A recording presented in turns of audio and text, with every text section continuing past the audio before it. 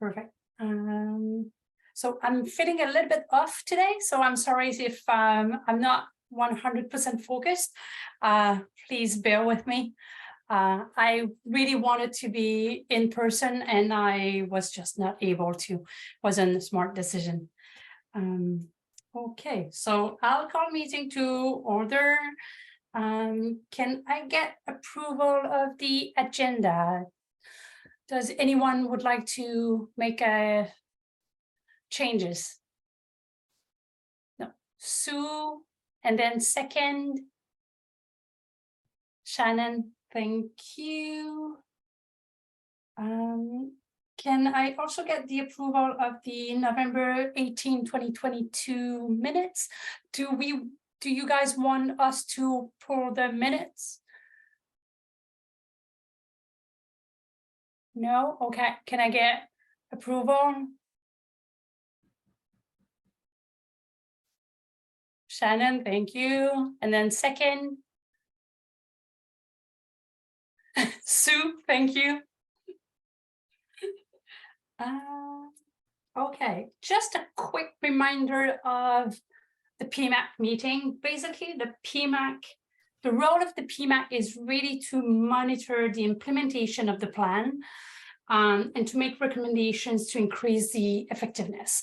So basically, your role is to review what we're doing and make sure we're staying on track. And if you have any recommendations, this is really the role of the PMAC, kind of like help the entire region to move forward and move along with the actions that we said we'll be taking action on back in 2016. So just wanted to provide a quick reminder. I think we can pull the, if we look at the agendas, do you have the agenda? Trying to look at.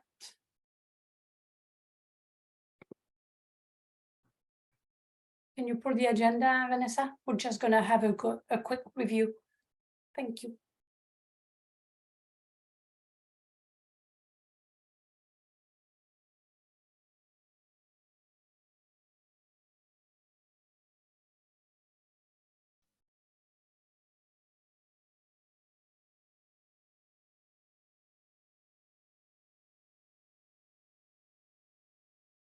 Okay, perfect.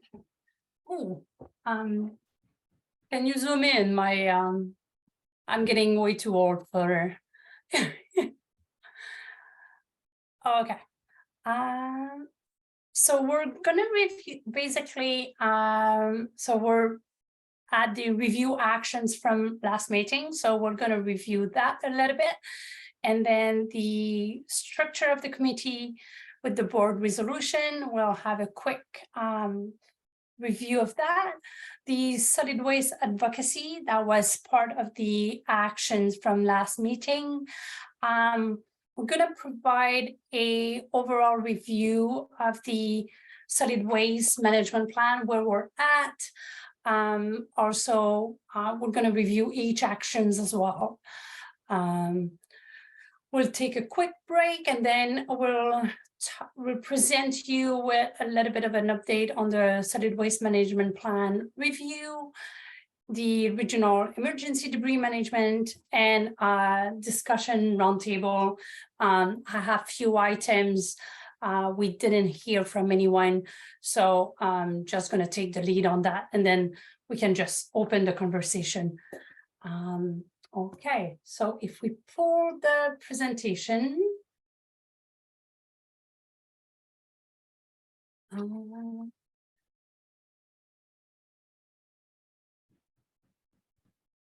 So at the last meeting, I'm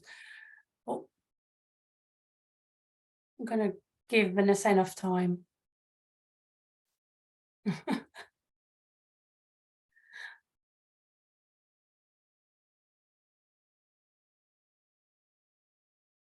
Okay, I can start, and Vanessa, you can catch up with the presentation. So at the last meeting, we discussed a few actions that we wanted to take. So the first one was the SRD to explore with PMAC and advocacy subcommittee or working group. We'll talk about that in a minute. And then the SRD to share the illegal dumping strategy and action plan that we did with Eco-Inspire. If you haven't received it, just let us know. We sent it to everyone, but in case you haven't received it, just let us know and we'll send it to you. Basically, the illegal dumping strategy and action plan just now provides the regional district with really a list of actions and what could be done in terms of illegal dumping and how to reduce it and how to better manage it. We haven't worked on those actions. We haven't had the capacity, but hopefully some actions will be taken next year. So also we were to share the information around the modified shipping containers that we use at the Pemberton transfer station. Again, it has been done. If you haven't received it and you're interested by those shipping containers that we use for recycled BC materials, as well as for the reuse shed, just let us know. The SRD was supposed to organize a Pemberton transfer station tour in 2023. So what I would say is we could, at the next meeting, probably in October or November, we could organize a tour, making in-person meeting. I don't want to say mandatory, but highly suggested. And then we could do a tour of the Pemberton transfer station. So I understand that I still have to take action on that. Okay, next slide. In terms of the committee structure and the board resolution, basically what happened is the committee was incorrectly characterized, and also going to the board was just like to officialize this committee, which includes as members local government, SRD staff, First Nations, and numbers at large. So it excludes elected official or mayors, but if the PMAC would like to include them, it's something that we could pursue with the next solid waste management plan. At this point, I think it works good, but if you see a benefit of having elected officials as part of those the committee, then please let us know how you feel about that. We just officialized the committee as it is now, but in the future, if you would like to see elected official, then please let us know what you think. Anyone, do you have any opinion on that?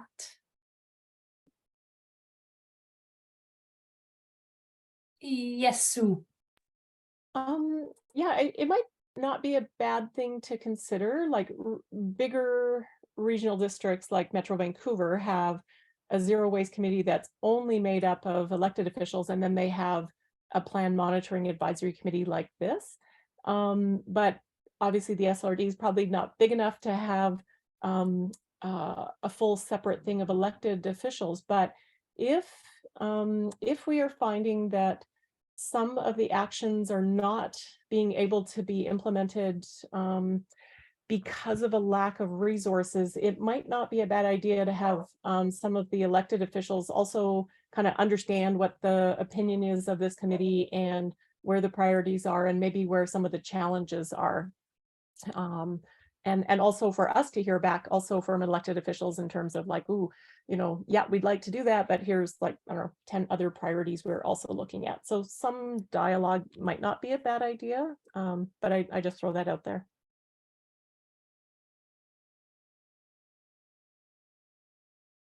maybe it's something that we could review as part of the 5-year review, just like a small section on the committee.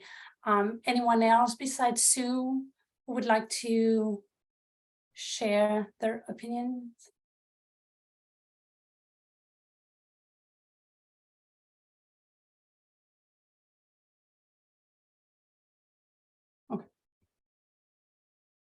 Okay, moving along, solid waste advocacy. So I will let Vanessa and Sue speak to that. Sorry, it's hard to find the mute button when you are sharing your screen. So during our last meeting, some of the members had expressed that they would like the SRD to explore the creation of a subcommittee that would allow everybody to discuss advocacy actions.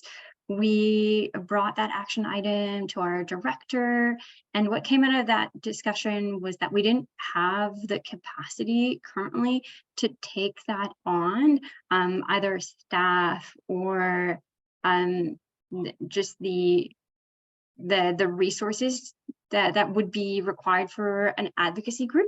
So we reached out to Sue to see if, because there's already a pre-existing advocacy group through Zero Waste BC, if it was something that we could utilize rather than creating our own group. And Sue, I will pull up your presentation if you're ready. Sure. And so for this, I'm wearing, I'm the chair of Zero Waste BC. So on this part, I'm wearing my Zero Waste BC hat. And essentially what we do with Zero Waste BC is that we could see that there was a real need for advocacy collectively, particularly from local governments and environmental groups and citizens. And a good example of that, and this goes way back to 2011, is when the province at that time was looking at raising the deposit rates on beverage containers, and only the industry responded, and then nothing happened for another 10 years because they weren't hearing from the government. The provincial government wasn't hearing from all of the other stakeholders. So, but we also recognize that local governments can be quite stretched in terms of resources. Next slide, please, Vanessa. And so, and it's good to hear all different kinds of opinions on things. And so what we have pulled together is a BC Consultations group, which essentially so far has been sort of reactive in terms of when we hear about different opportunities for feedback to be provided. If there's some sort of consultation, then we will circulate it to these groups who are participating. And then sometimes we will have a web-based meeting. And so examples of that are, like, the federal government's been doing a lot of work on plastics. So there has been some intentions papers and draft regulations that would be talking about labeling or recycled content. Before that, it was even like what sort of things to include in the single-use plastic bans. So we focus on things like that. Provincially, there's also been the Clean Plastics or Clean BC work on single-use plastics, extended producer responsibility programs. Every 5 years, they're meant to be doing a renewal of their plan and consult. And so that's really the opportunity to say, hey, how come this isn't included? Or hey, how come we don't have a facility in whatever community? And then sometimes there's some other ones that pop up as well. And what we do is we also include sort of a draft of feedback on the Google Drive that we give people access to.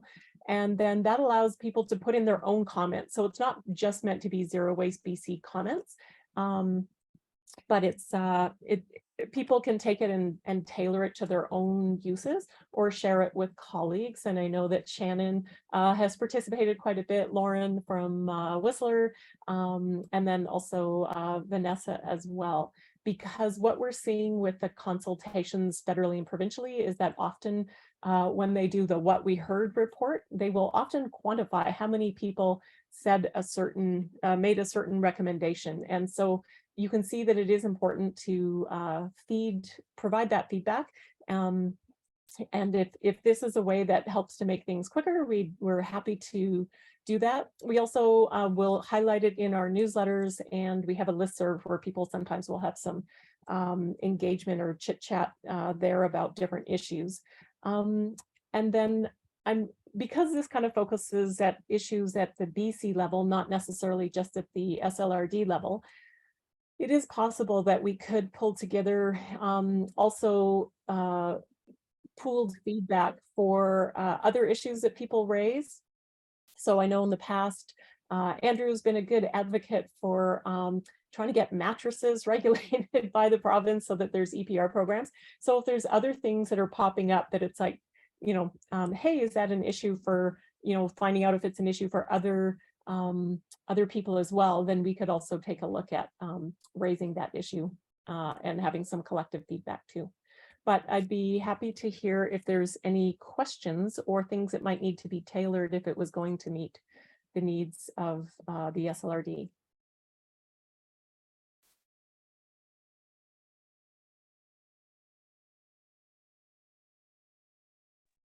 Not hearing any questions. Oh, actually, if you could just go to the next slide, Vanessa, I'll just show you a little bit about what it looks like. So this is our Google Drive. We just kind of file things there so that people can take a look at it. Also can take a look at historical ones if you want. We do have a couple of rules in that we are not sort of Chatham House rules where people get to comment on things and you don't all have to agree. Everybody can write their own feedback and letters.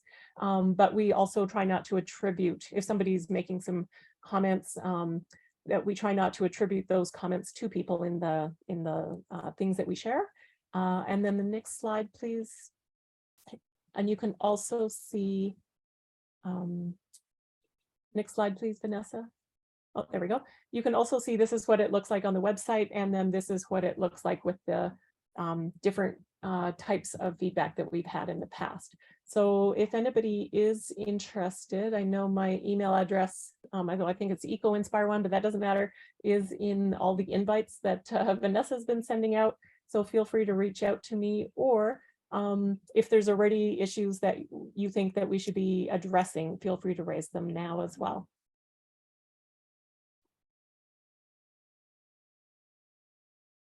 I just want to, I guess, just say that I really appreciate the effort, Sue, that you've been able to provide, because it is a lot of work, and these responses come in with sometimes some short timelines. So it's really great to have some information on what others are seeing, and then we can, you know, look at that and say, yes, we're in agreement with that, and respond to whoever we're responding to appropriately. So it's really helpful given the limited resources that we do have to work with. So thank you. Thanks. And it's also really helpful for us to hear the different issues. You know, we might, you know, sometimes with the drafts, we think, oh, well, this should go down this direction. And then when we start hearing from different local governments or people who are running different facilities, then we start to hear that it's like, oh, maybe it needs to go in a different direction than we initially thought. One of the ones that we're hoping to see come out this year is the federal government has committed to do something about right to repair around, I think, appliances and electronics starting as a starting point. So that'll be something that we'll be keeping an eye out for.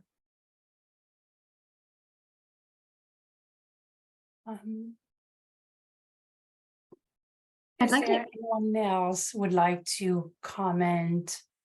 I wanted to echo what Andrew said. I feel like for the SLRD, we don't have any requests at this time to like help tailor it to our needs, because I feel like it's met the needs that we have. We've been able to send in our feedback on several occasions because of the help that you've provided through Zero Waste BC. So thank you again.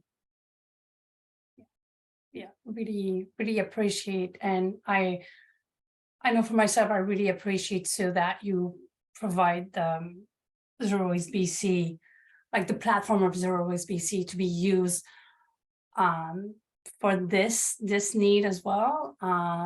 Because even if it's not regional district per se, it's all in one. Like really, like what the federal is trying to do, what the province is trying to do, really like, we just need to make sure that we have a voice and we let them know our need. So I really appreciate it. So Shannon is trying to get back. She said she got kicked out. She said not to wait. I'm sure she would have some sort of opinion or comments, because she is very passionate about providing feedbacks to the province. So we can just ask her when she's back if she has anything to add to it. Anyone else would like to say something? No, okay, sounds good. Okay, we're gonna jump into the solid waste management plan update.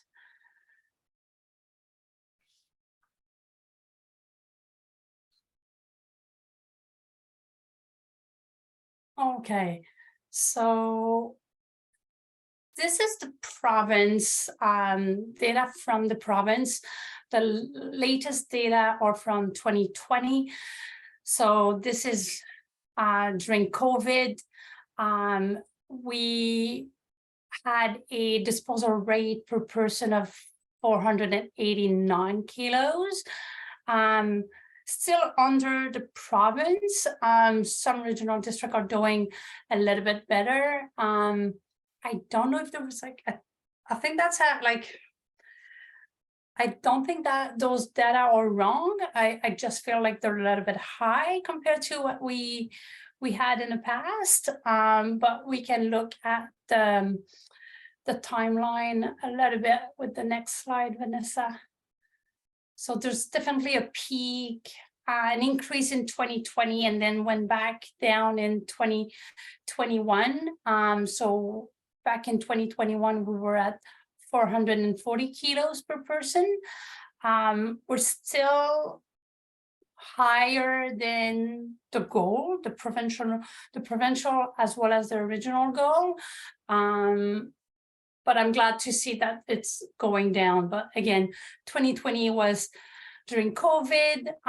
We all remember, like, people did kind of like huge cleanup, and all of a sudden we were like, we were receiving a ton of waste, more than in like normal.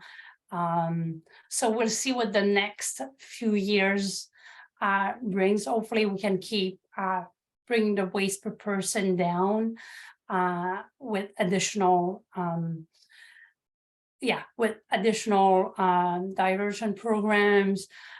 We all know there's quite a bit of construction, demolition happening as well in the south of even the North Lillooet is getting a lot of construction demolition happening. And it's some of that wood waste is a little bit harder to divert. So that might be it as well. It's kind of hard to pinpoint why we're not able to decrease more than that. But back in 2015, we were at 550 kilos per person. So definitely some improving. Okay, next slide.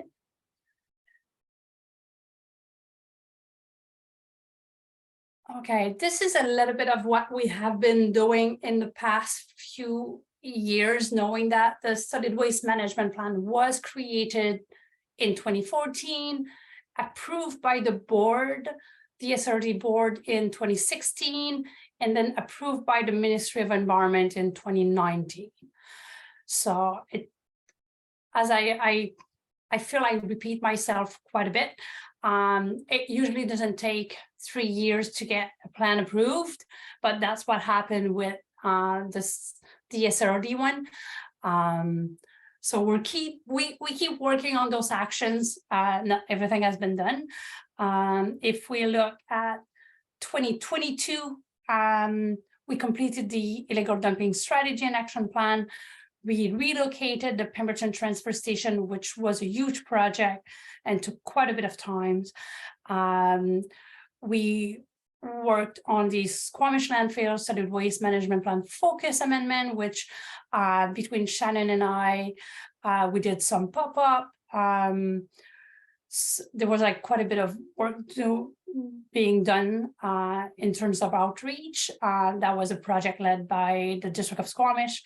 We're still working on bylaw updates, and we did some waste composition study.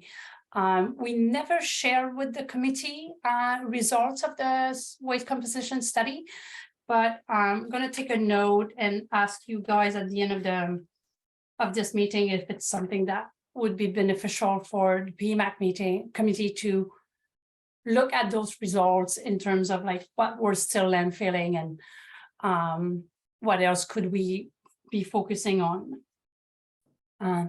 This year, we're really targeting Recycle BC curbside collection.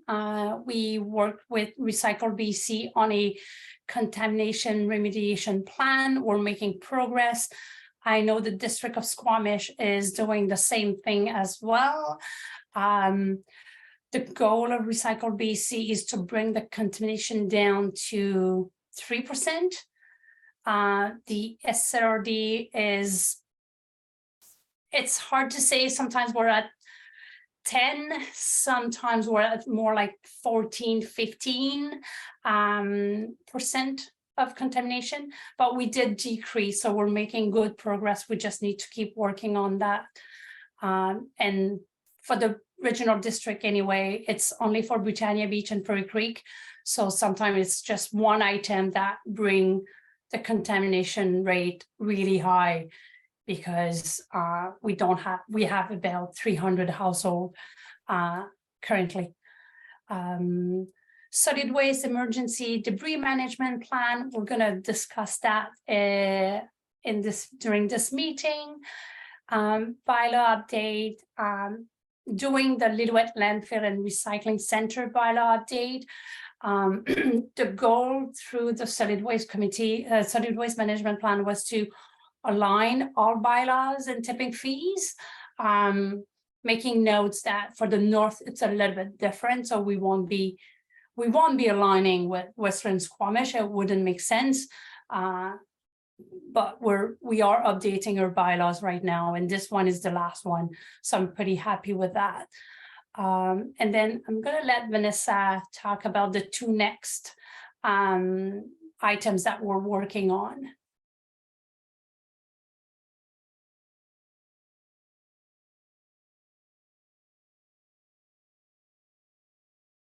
Perfect. Sorry, I wasn't following you. I was trying to save a file for us here. So for the waste educator, we put out a request for expressions of interest. It was an agreement that we had with Aware. So it is the workshops that's given in the schools. We've discussed it several times in the past. The service agreement was, the term was finished.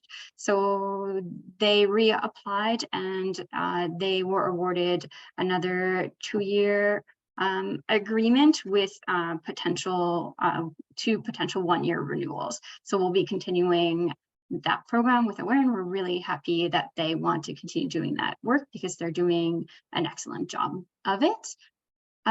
We also put out requests for expressions of interest for waste outreach. From previous discussions in the last couple of years, there seemed to be a need for more outreach. People are wanting to have one-on-one conversations around waste. I know that in Worcester, we have some pretty solid face-to-face initiatives going on. And the idea was to have an agreement with an organization that would be able to expand outreach within the regional district, including the member municipalities. We had divided in two. We had a north and we had a south because of the driving distance. It just wouldn't make any sense to just have one. Unfortunately, we didn't have any applicants. And I've had some brief conversations with our non-for-profit organizations that are currently involved in waste, and I'm hoping to have some more detailed conversation as well. And basically the barriers came down to they already have some staff working farmers markets, or the farmers markets days or hours, and it's not that they don't want to do the work, it's not that they don't want to take on those extra farmers markets, but the time frames overlap or they're looking to fill out those staff hours. So let's say they're working on the weekend, they're looking for more hours during the week. So it was an employment lack of capacity, as well as I spoke to a representative in Lillooet that they're just saying their organizations are just really little and it's important work that they'd like to take on, but they just don't currently have the capacity to take it on. So after we gather that feedback, we're going to try to come up with a plan as to what we should do in 2024. If it were to we just try relaunching a similar program maybe earlier in the year, because this time around our budgets were approved and I was able to launch it in May, which would have been a little late for a summer program. So open to any feedback as to what we could do to make this important work happen.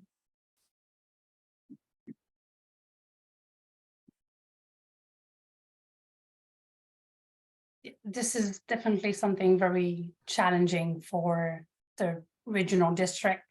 The distance and sometimes just the lack of having connection in town. Like I'm thinking, even trying to organize Repair Cafe, you really need those like people knowing the community to be able to make that happen. And it's very, very challenging for an organization to kind of like spread and try to provide same level of service everywhere. So yeah, as Vanessa said, hopefully next year will be a little bit more successful if we can launch it maybe a little bit differently, but also earlier. I see Shannon has her hand up. Go ahead, Shannon. Thanks. Yeah, I just had a question about the school workshops for next year. And maybe this is a side conversation, but just I think the District of Squamish would be keen to potentially hire Aware to do a few more schools and classes in Squamish. So if there could be some connection between myself and them on that. Like maybe if it's, I don't know if there's opportunity in their contract to like, anyway, I just would like that conversation to happen. Yeah, you can probably ask Andrew how he does it, because I know Andrew also, but there's no wording in the contract per se about that. But I'm sure Andrew can give you some pointers, and I'm sure just talking with Claire will help. Okay, after that, we put out an RFP for Lillooet Landfill and Recycling Center. We had to pull that RFP, so we're going to start again in 2020. We're going to keep the contract as is, and we're going to work on an RFP for 2024. So this work is just going to be postponed to next year. The Goldbridge transfer station, septic trench. So back in 2022, we did a risk assessment. So this year we're doing a little bit of upgrade on our transfer station septic trench. And I know it's not quite solid waste, but it falls on us. So I just, I add it to my solid waste plan. Invasive species training, we've done the Pemberton transfer station staff. We're still working on the Lillooet landfill, and that's on me. I just need to book a date, but it's going to happen very soon. So this is exciting. We're going to be able to train people at the landfill to keep an eye on what's invasive, making sure that all in as much as possible, the invasive are going to the landfill and not to the compost area. As for the diversion room technical guideline, it's completed. It's part of the planning now. It's been a long time on the work plan, but I'm pretty happy with the work that Vanessa and I did on this with the help of Western and Squamish, because we based our plan on Worcester and Squamish, and we provided it to the village of Pemberton, so they'll be able to use the same guidelines for their construction as well. So I'm not sure. I know Misha, I don't know, Misha, if you have any like input on that, but we did share it with the planning department and they were pretty happy with that. So that's very exciting for me to see that everyone is kind of aligning in the south of what we ask and the guideline that we provide. Yes, Misha. Yeah, we haven't touched base with each other, but I'm more than happy to do that with them so that we can see if there's more to do or if everything is a-okay. Perfect.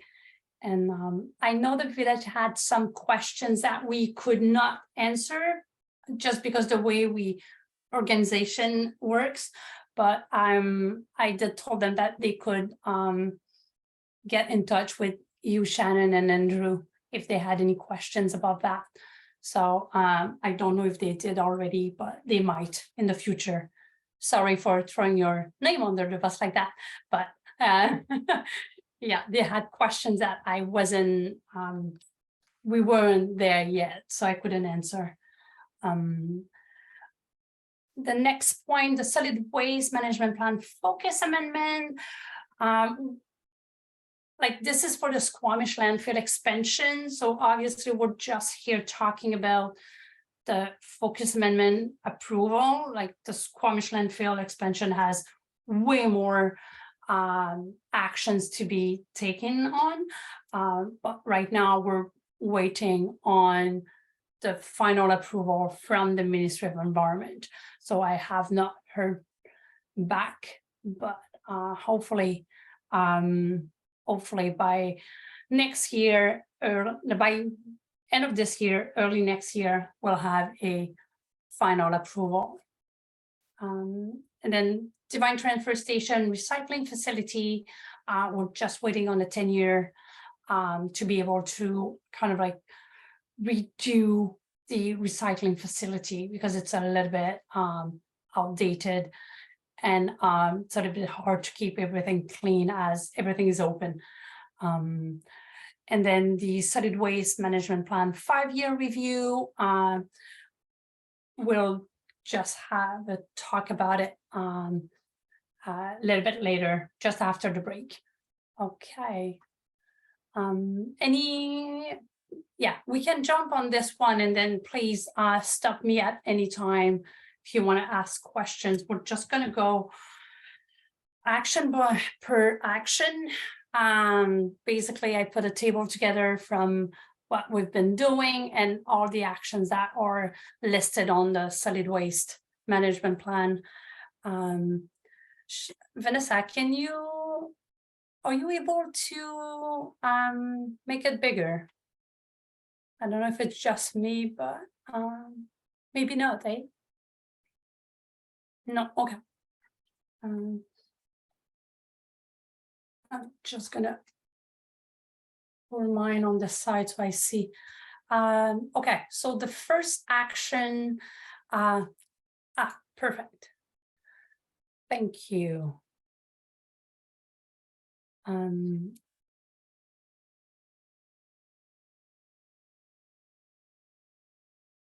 Perfect, thank you. So yes, the first action is really social marketing into major campaigns. This is just something that is being done, like it's ongoing. I know Vanessa is always in contact with Lauren and Laura from Squamish and Westford. Misha, if there's anyone at the village that you would like us to stay in contact when we kind of create those campaigns or we feed to those bigger campaigns, just let us know. We're more than happy to share. If I may, Yes. we created a Green Initiatives Committee within the VOP, and I'm wondering if that would fall in that, like if we could discuss that within the committee. Yeah. Committee.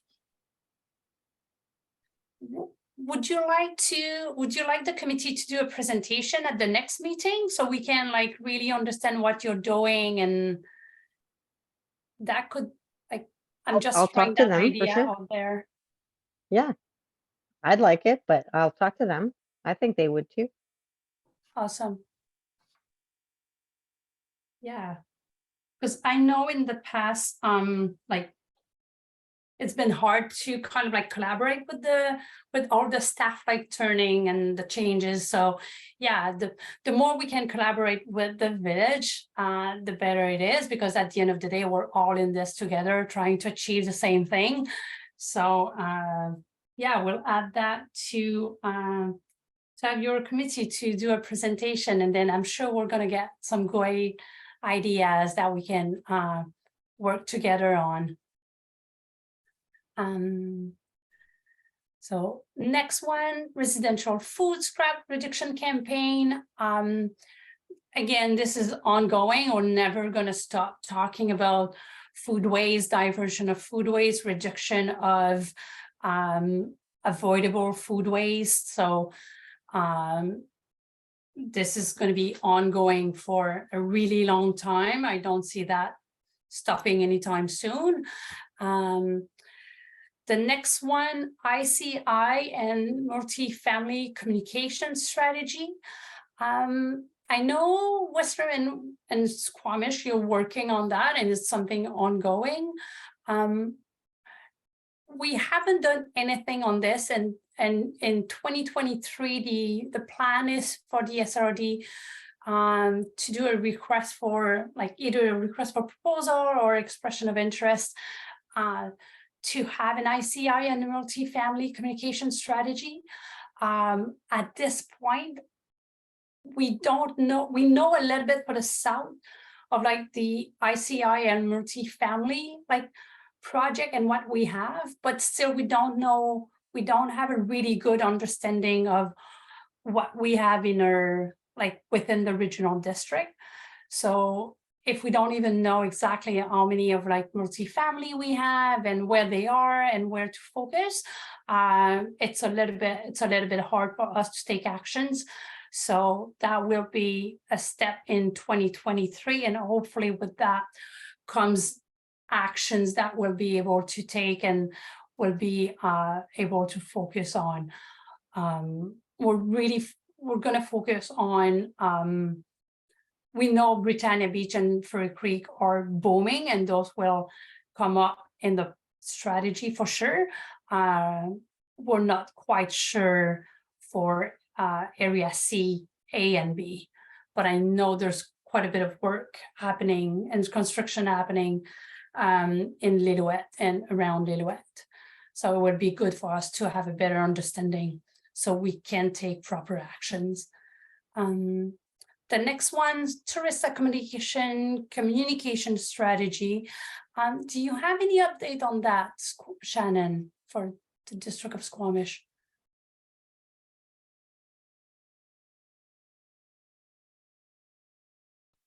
Sorry, so like around diversion, right? We're speaking Yeah. about for tourists. No, we haven't done anything at this point in time on it. Keen to hear what Whistler's doing though.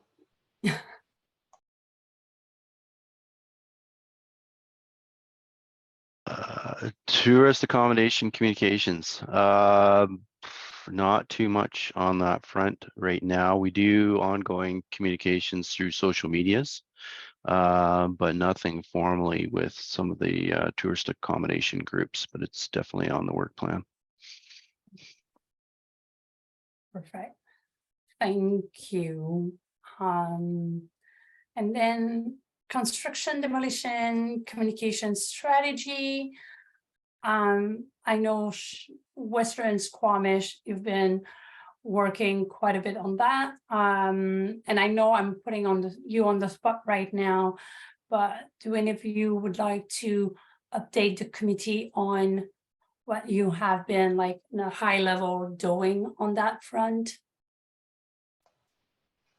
I'm happy to jump in, and then Andrew can fill in as well. I would say that we haven't built like a strategy per se, but we've been for the past maybe 2-3 months, we were originally working on just kind of our internal processes and harmonizing kind of, there were some places where, like, you know, when a permit is submitted, who's informed, who's taking the deposit, like we needed to do a little bit of our internal process, smoothing that out. So that we've been working on that. And then we have an information for the construction industry called Builders Corner. It's on our building page, and then it's in like our e-newsletter and stuff. So we've been like creating information that is kind of targeted to that group, but it's not a strategy per se, but we're just yeah. And then essentially we will be working on kind of like, as the permits are wrapping up and the work's wrapping up, like assessing how it's working and whether those internal systems we've been working on are actually working, and then kind of finding where there's more opportunity. So this is going to be our summer of like kind of going into construction sites again, and like really focusing on this C&D piece. Andrew? Thanks, Shannon. So we are a little bit behind Squamish, but we're working on C&D for sure. We're looking at trying to improve the communication, but the policy around source separation. So that's working with our own internal departments, and then on the process that leads to the waste generated by that sector. Then we're also looking at the post collection. So, you know, with the assumption that, you know, we're going to get so much of a response out of the community, but we'll still want to get more waste out of the landfill waste streams. What do we do about that? So we're looking at the approach from both sides, and that work is ongoing, and we should be kind of being able to say more about that later on this year. Perfect. Thank you so much. Yeah, the SRD haven't been making any progress on that. We were a little bit behind on other things, so we kind of like trying to catch up. And I understand that construction and demolition is kind of a big piece that we need to work on, and hopefully we can start making progress at some point. I just don't have at this time kind of like an exact timeline. But there's another piece on this plan that talks about construction and demolition, but our goal with Vanessa will be to start and focus on area C and D, because the waste goes to Squamish and Whistler, and then after that we can look at area A and B and how we can do something about construction and demolition. As for now, everything is being landfilled at the Lillooet landfill.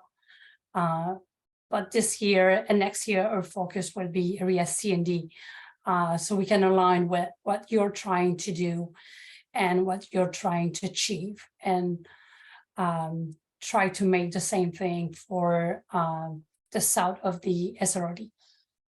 So we're not feeding against what you're trying to do, and we're providing like communication and enough. Putting communication out there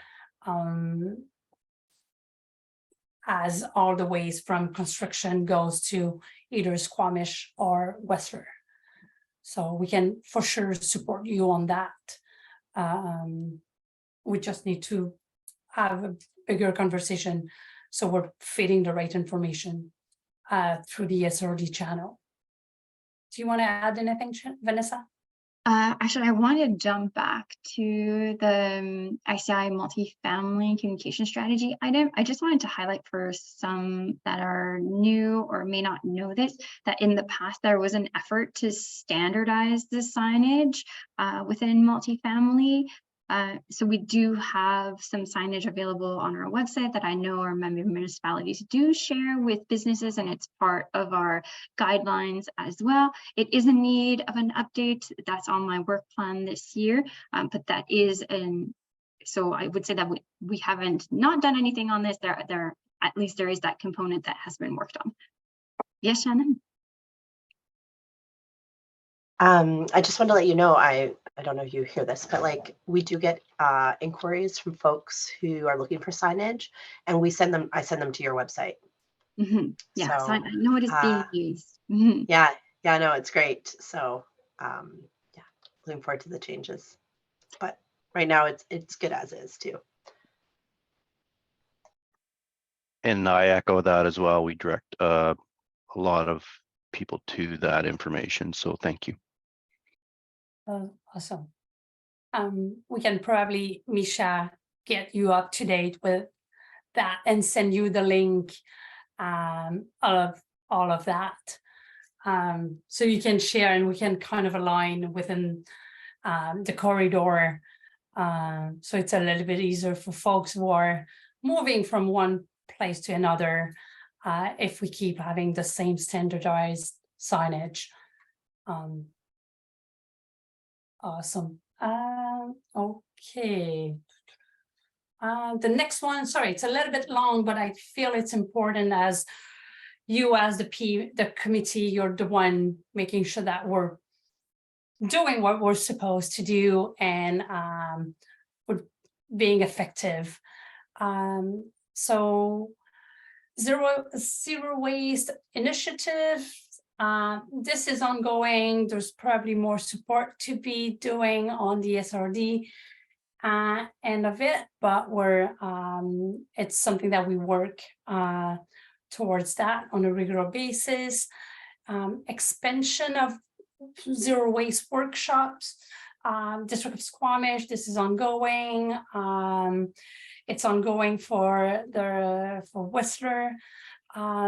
The SRD, we were really hopeful with what Vanessa talked about, the expression of interest for a zero waste ambassador.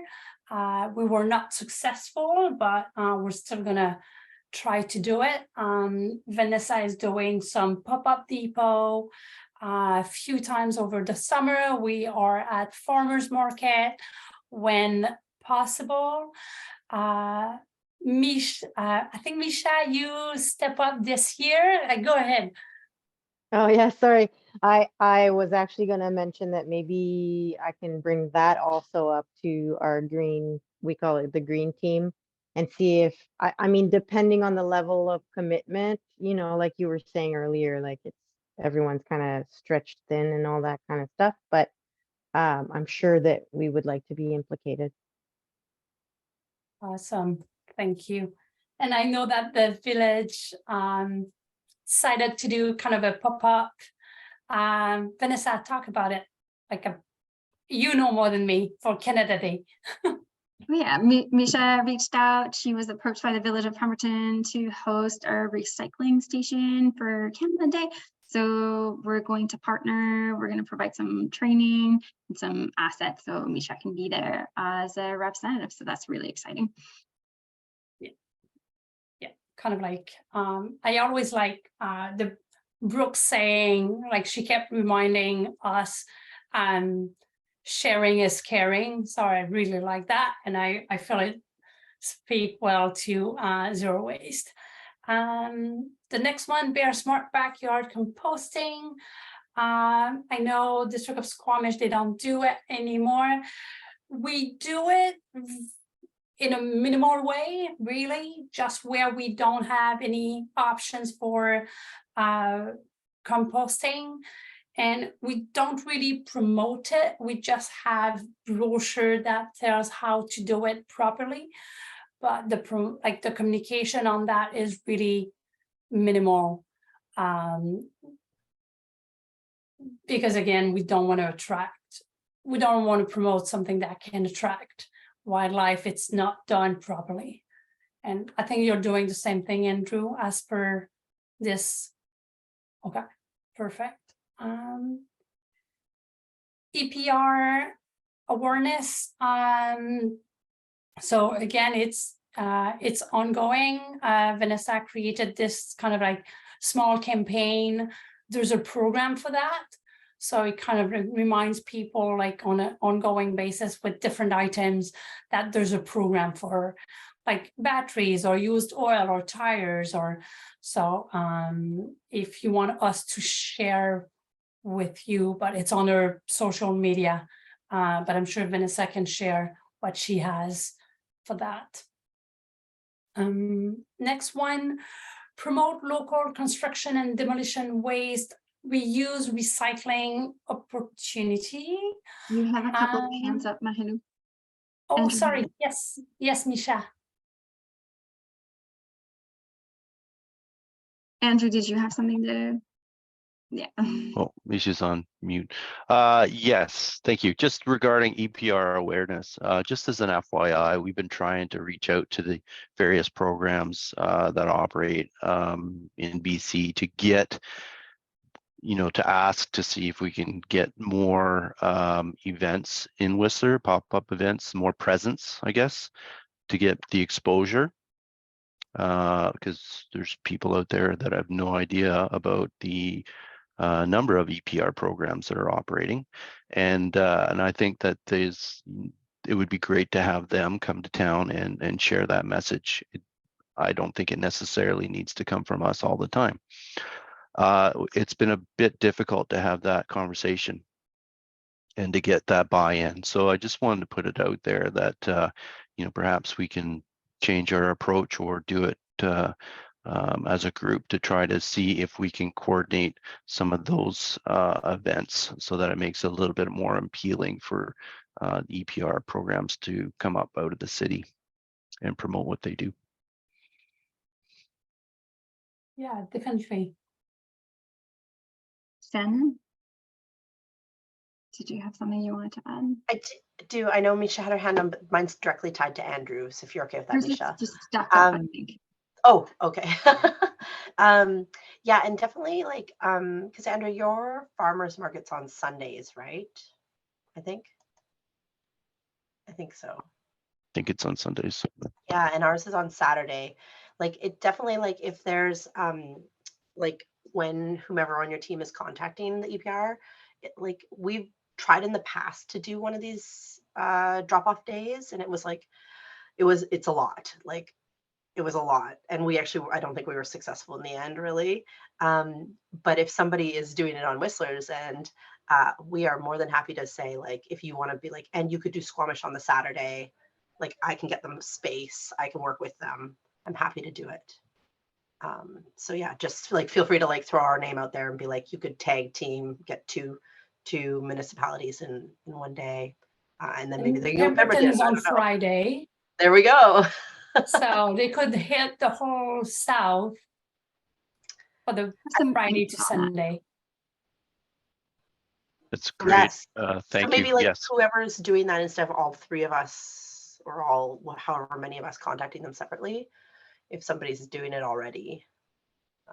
I have a list of all the contact email addresses too from last year because we were trying to do it last year.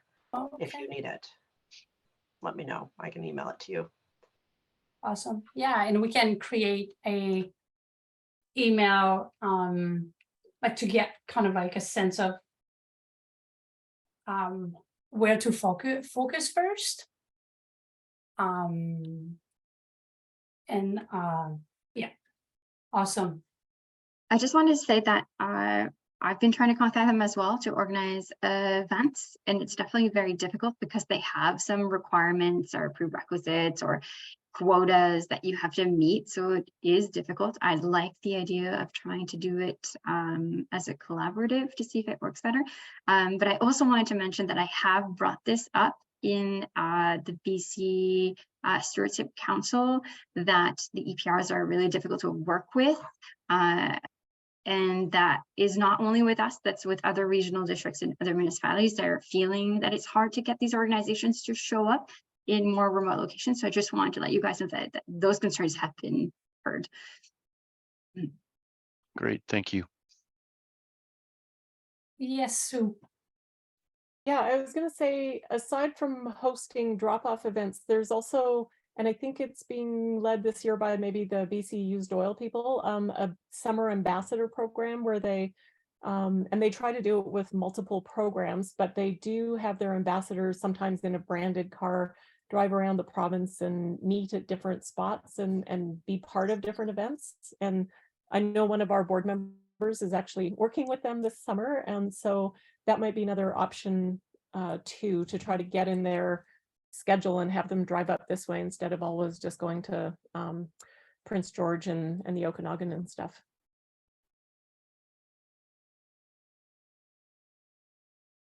Thanks, Sue.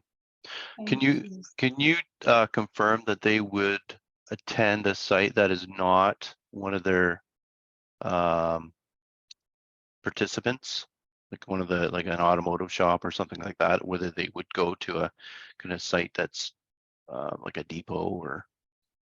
Like their goal is really it's part of like raising awareness of their program. And so I've seen photos, like they coordinated it through a big PR firm in the city. And I've seen photos where they are attending, music festivals or farmers markets or those kinds of things, because it's not about collecting the material at that point. It's just more about letting people know you can take it to different locations. And so that's why I thought, because, in the lower half of the SLRD, we have not, like, we have pretty good coverage for many of the programs, that it's more about just letting people know that if you have these whole range of materials, take them to the right spot, don't just throw them away. So, and I think he's still there, but Will Burrows at BC Used Oil used to be the director of Coast Waste Management, and he is pretty keen and friendly. So I kind of almost would recommend starting with him.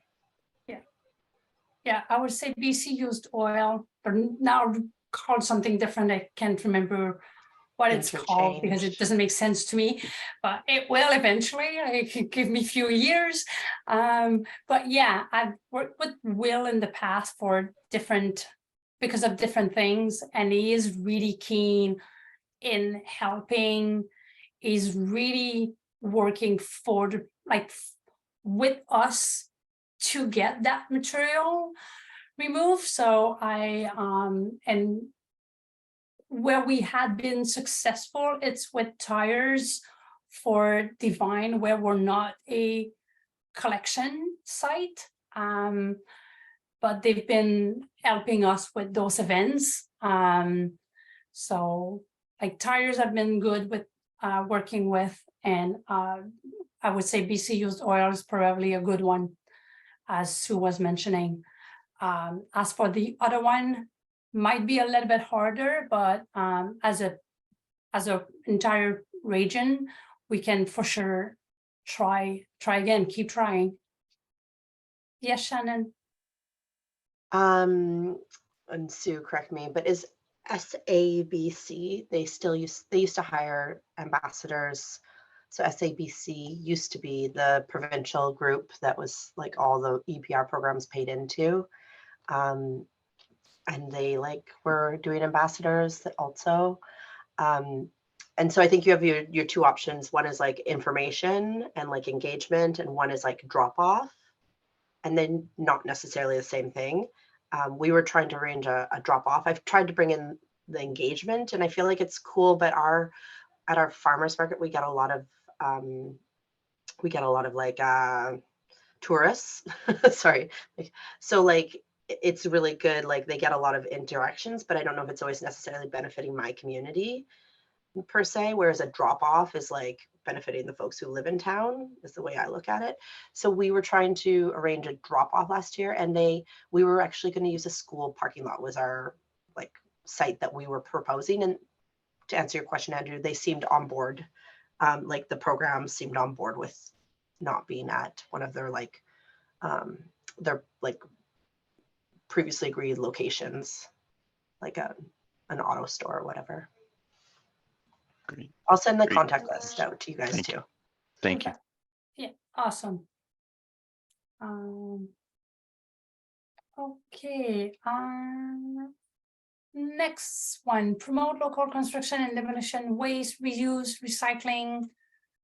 opportunities. I think this is ongoing.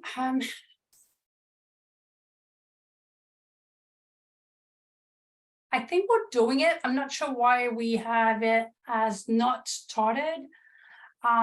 This again, the north is a little bit more difficult.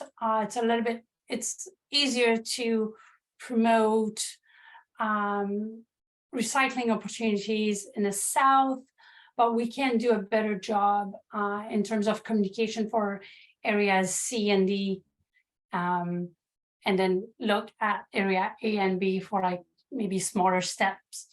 But I'm all ears if anyone has any suggestions, ideas, who to contact for the north of the region, like Lillooet area A and B, because it's been a great challenge.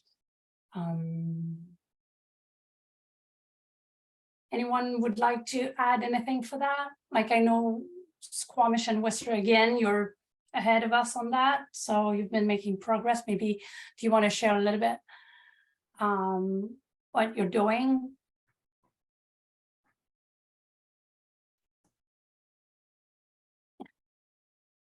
Sorry, I'm really throwing you on the Sure, spot. no, that's okay. No worries. I guess we know that, speaking of rebuild it and diverting C&D waste, we know that it's important. We know that it's a large component in our waste that does come into the transfer station. And, and you see on a regular basis, material that, even if you're not an expert, I'm not an expert, but I can see that there's material that could be repurposed as opposed to thrown out. So it's work that we continue to work on. It is a priority, but there are some challenges that we're working through to try to see how we can improve on what exists now, because the program that WCSS operates is a good program. There's just capacity issues. So being able to expand on what goes on is an important step. So thank you, Shannon. Yeah, so Squamish Rebuild here, I can't remember if I presented on it last time, so sorry I'm interrupting, but they are, they sent out an SOS into the community, I want to say fall last year. They were close to very, very, very like a month away from closing their doors permanently. They struggle with like the location, they struggle with staffing and finances and stuff like that. And so the SOS was well received in the sense that like the District of Squamish, we stepped up, we committed to putting something on their board. And then they actually got a person who is from the construction industry who is passionate about this. He stepped up to like become their executive director, which is fantastic. And so they actually have shut their doors for the past couple months and they're going to reopen, I think it's July 1st. They're revamping, they're like looking at like how they can kind of like shift their portfolio of like what they do and offer and kind of how it works. So we're involved like peripherally, like we're here to support you, but keep us in the loop. So I don't actually know, excuse me, what that looks like yet, but yeah. So anyway, they're super important to the community. So it's like they're closed, but they're going to be reopening. Nice. Awesome.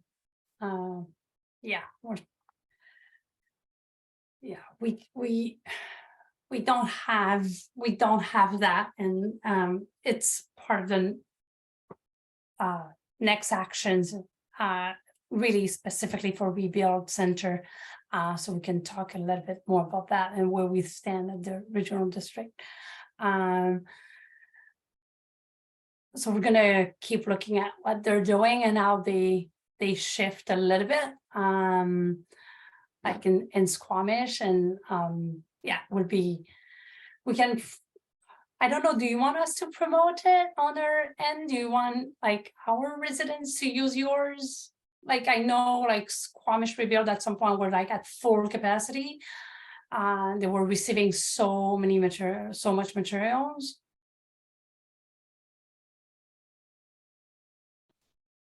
Sorry, was that a question for me? Yeah. I would say just wait and see. Like I said, I'm not like, we're not really involved in like the revamp of Graham, the guy, he keeps saying it's rebuild. But I don't know what it looks like yet. So stay tuned. Awesome. Thank you. Okay, next one. Campaign to encourage rejection and reuse behavior. It's ongoing. Rebuild Center in Pemberton. So that was responsibility for the SRD in Pemberton. Really, at this point, like on the regional district level, the biggest challenge is the space. The regional district doesn't own any space. The only thing we own is the transfer station is at capacity. We don't have any spare space to do that. So at this point, it's really the space, and then a local organization that could take that in charge. A little bit like between like either it's like in Whistler or in Squamish, I don't know, but like I even wonder if the SRD should be the lead on that.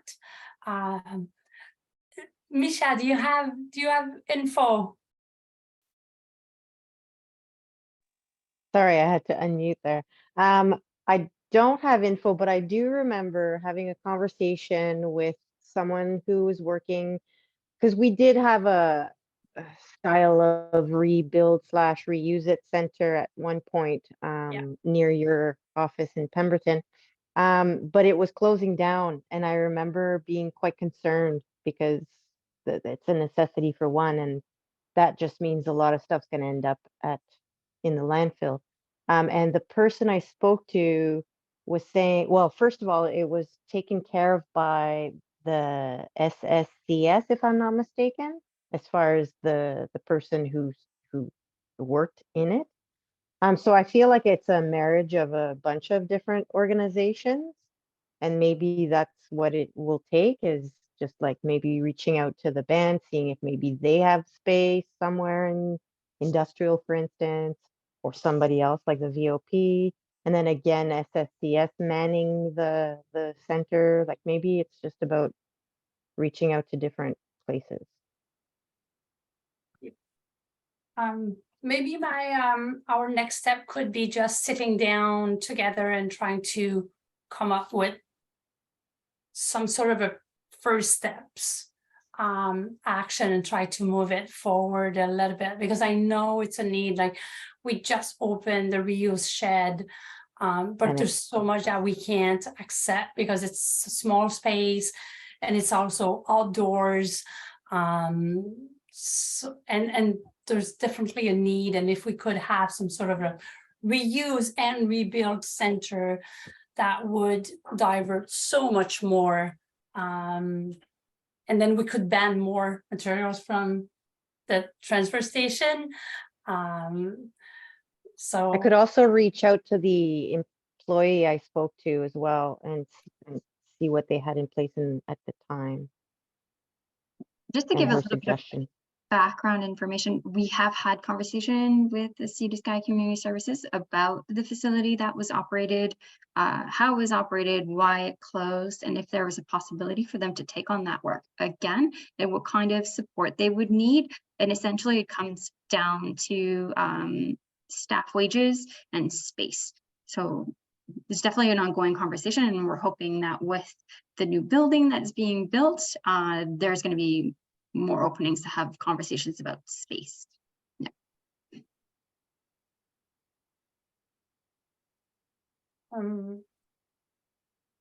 And basically the same situation is happening for Lillooet.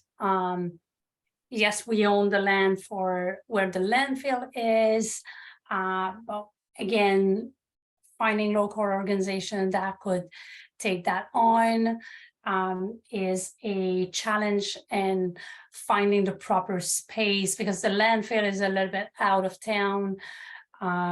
It's, even if it's big, it's not, the usable space is not that big. So we're kind of facing the same challenges. So I know most of the people on this meeting today are located more in the south, but if there's, I see there's Marge there.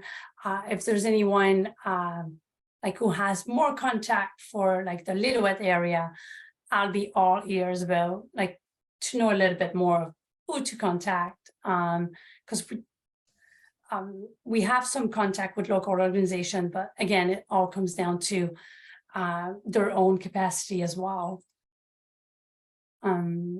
But it's something that I feel that it's needed. It's just a matter of finding a way to make it happen. Bear Smart, well, that was discussed in previously. Fund for local zero waste initiatives. We have the funding. We're just working on process right now to create a proper process for people to apply if they have any events, initiatives that would promote zero waste. So I know Vanessa is really keen on that. She's trying hard to find ways to make it happen. It's just finding the proper process and working on that. But we have some ideas. Hopefully we can make progress on this. Okay, so new diversion policy initiatives, consistent tipping fee categories. We're working on that. Like I think the south of the regional district, like between Pemberton, Western, and Squamish, were more and more aligned. Divine, it's a little bit harder. They're quite remote. Am I at the right place? Yes, okay. And then the north, we're working in a different, we just can't align with Western and Squamish. We don't have the same diversion options.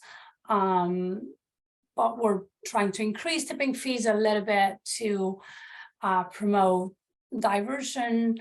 And I'm always looking for diversion options in the north. There are just not as many opportunities. Concrete is a good example. We don't have anywhere to send concrete, so we have to accept it at the landfill. Mattresses at this point is the same, drywall. So there's still a lot of progress that I'm looking at, but it also has to be financially sustainable. But yeah, we're making progress on this one. I'm pretty happy. Landfill bans on specified EPR material products. We're banning EPR from landfill. With the update of the Lillooet landfill this year, we'll have all our transfer station and landfill will be up to date with banning EPR products. So that will be done. And the next one, increase awareness, that was discussed in the previously.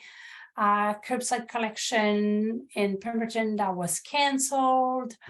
Curbside recycling and or yard waste collection in Lillooet. We still need to have greater conversation with the district. And basically, if we were to go, or if the district of Lillooet was to go curbside in the recycling, the receiving facility in Lillooet will have to be adapt quite significantly. So this one is not a small task, as there be quite a bit of changes that needs to happen. But at this point, we have not had conversation with the district of Lillooet. If you're okay, we can finish this and then take a break and start with something else. Yes, Sue. Yeah, I was just curious to hear maybe Shannon's experience in terms of, did Squamish have to worry about the receiving facility and the capacity and that sort of stuff by going to Recycle BC? Or did Recycle BC just take care of that and it was more about Squamish saying, yeah, we want to be part of the program? Sorry, like when, Sue, maybe when we joined the program? Yeah, Recycle like I'm BC? wondering if Recycle BC put the onus on Squamish to figure out how it's getting processed, or whether the district just signed up and then it was up to Recycle BC to determine where the materials went and paying for any infrastructure that was needed for processing. Yeah, I think, so we didn't have to worry about it. We just signed up. But that being said, I don't know what they would do for more remote areas. Like, I don't know how that works. We're fortunate that the consolidation site for the southern half of the SLRD is in Squamish. So their Queensway GFL Queensway location is a consolidation Recycle BC approved site. There's actually a proper term for it, a different term. So yeah, no, we didn't have to do any of that, but that doesn't mean that I don't know what they would do for bigger ones. Denise might know more. Hi, Denise. So do you want me to talk? I put my hand up when before we were Recycle BC, it was up to GFL to try and sell that product. And so some of the items I could sell readily. Some of the items I couldn't sell. It's like any market. We just didn't have the buying power. So the benefit to the community was once the district joined on with Recycle BC, then they're responsible for whatever is collected. So we have responsibilities to pick it up and to make sure our contamination rate isn't above ideally 3%. But they just take it. So they take it and they market it, and so we don't have to worry about that. So before, I had sometimes bales and bales of material out front that I couldn't sell. That either the market had dropped out on it or I just couldn't find anybody to take it. Now it just keeps moving. So they just keep taking that material. So I mean, I guess that's the benefit is upstream. I think the big difference is so Lillooet landfill and like the recycling center is part of Recycle BC, but like Squamish doesn't own. It's almost like the SRD would own the GFL on Queensway. So we're the one receiving the material. It's part of the Lillooet landfill contract. So we're receiving the material. It's all in bay because we don't have curbside. So if we were to receive curbside, then that whole facility will have to change and be adapted. And even if it was covered through Recycle BC, it would still require a huge, like quite a bit of an adaptation to transition from people coming with their bucket of recyclables versus receiving pickup truck that drop on the concrete floor. So that's where I'm saying before we can go curbside in Lillooet, and I haven't spoke to Lillooet, so I don't even know where they stand right now on that. The receiving facility managed by the original district will have to be adapted for that. And maybe Denise, you can speak a little bit more about that. Well, yeah, I mean, we have an agreement to haul it from Recycle BC, but we also bail it. So we have that infrastructure where we can bail it. Recycle BC doesn't just keep taking on more and more. because I think that they're almost close to capacity. So when they took on Squamish, I think it was one of the last sort of bigger communities that they took on at that time. And then, so now, I mean, I think you'd have to apply if you're, so they could have the volumes that they would have to, I mean, if they said yes, then they would pay somebody, us or somebody to haul it. But, you know, so probably haul it back to this facility and then we bail it. But it's not just a slam dunk or anything. I think there's definitely some steps.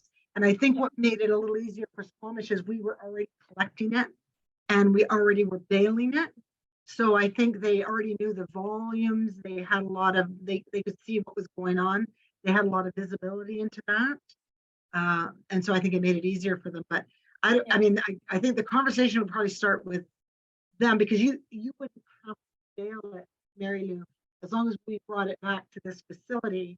But then somebody would have to pay us to get it to this facility. We bail some of it. We bail, we have a small baler. Yeah, no, I think it would have to be bigger bales than that, but maybe not. I mean, maybe they let you do the little bales on a bunch of stuff, and then like I just don't know what their program would be. Well, yeah, and that's why I'm saying, like, there's a bigger conversation before moving, because we don't have the same system as in the South. So it's well, and you definitely have to keep the material dry. And so that's a bit of a trick as well. You know, we have to, and the sorting, for me, it's more the sort, like we're well equipped for keeping it dry, to have like smaller bale. But for me, it's more the sorting, like, because now people are sorting in those pre-existing bay. So they sort their cardboard, they sort their mixed containers, but if everything comes together, then we'll need staff to sort it out to then make those bales.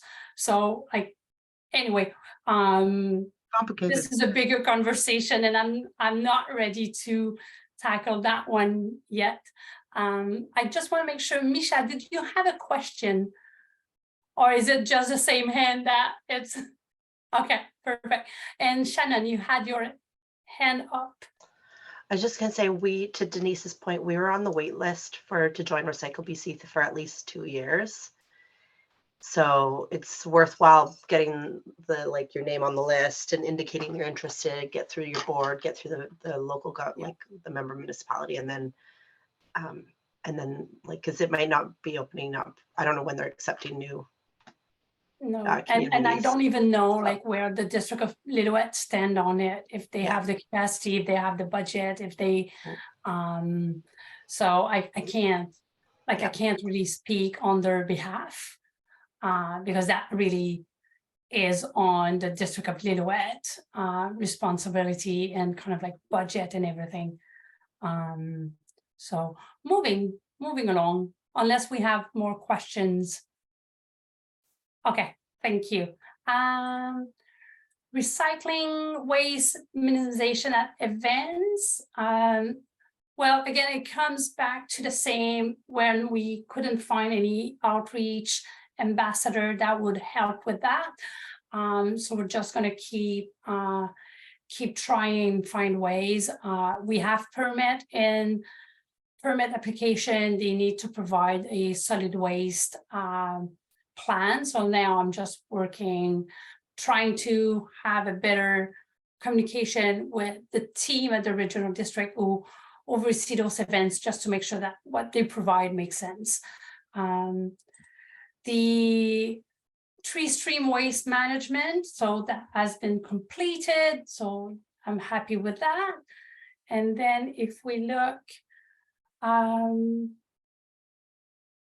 most of the next are already incorporated with other bigger initiatives.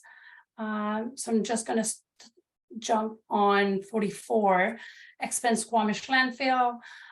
It is a multi-year process. We're waiting on the ministry approval. As for the solid waste management amendment, and then establishing a working group with responsibility of evaluating residual waste management options. I need to step on that one. This one has been not great. So I'm going to commit to take this the next step and create a meeting.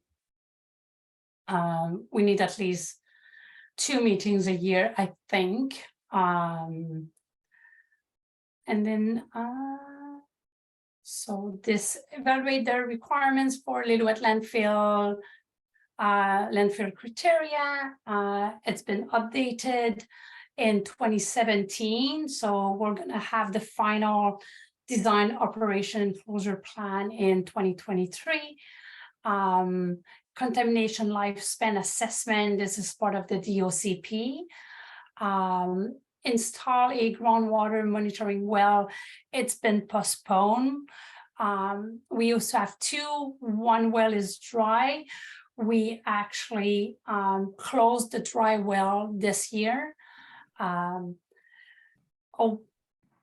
At this point, there's no concern for the monitoring well, but it's in the list. It's postponed, but it's still in the list of things to do. Landfill gas monitoring probes will be installed this year. Gas monitoring on-site building, it has been done. And then the fire break been done in 2018. So we're basically at the end of this year, we'll only have the installation of another groundwater monitoring well. But we're making progress, and I'm pretty happy with that. Regional illegal dumping strategy, it has been done by Eco-Inspire last year. Then there's just a list of actions that needs to happen, and for that it end up with budget and staff capacity.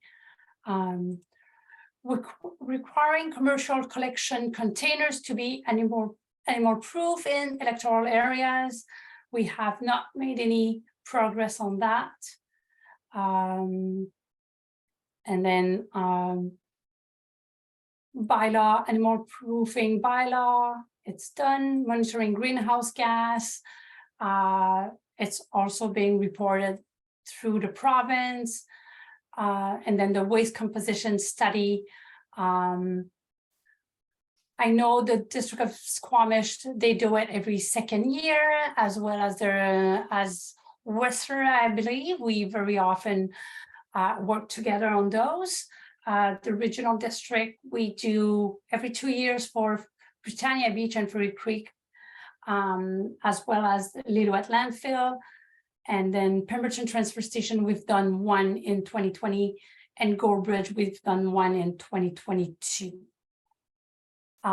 Sorry, it was a long list of different things, but thank you all for your patience on that. I do believe we need to go through that once in a while, because it's everything that we have committed that we'll be doing. Before we take a break, do we have any questions? Maybe I can add to that questions, or if there's any piece of work that somebody has been working on that's on that list that they wanted to throw back at the room.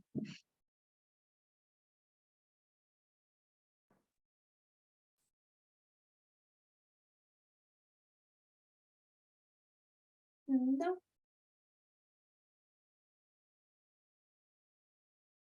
Perfect.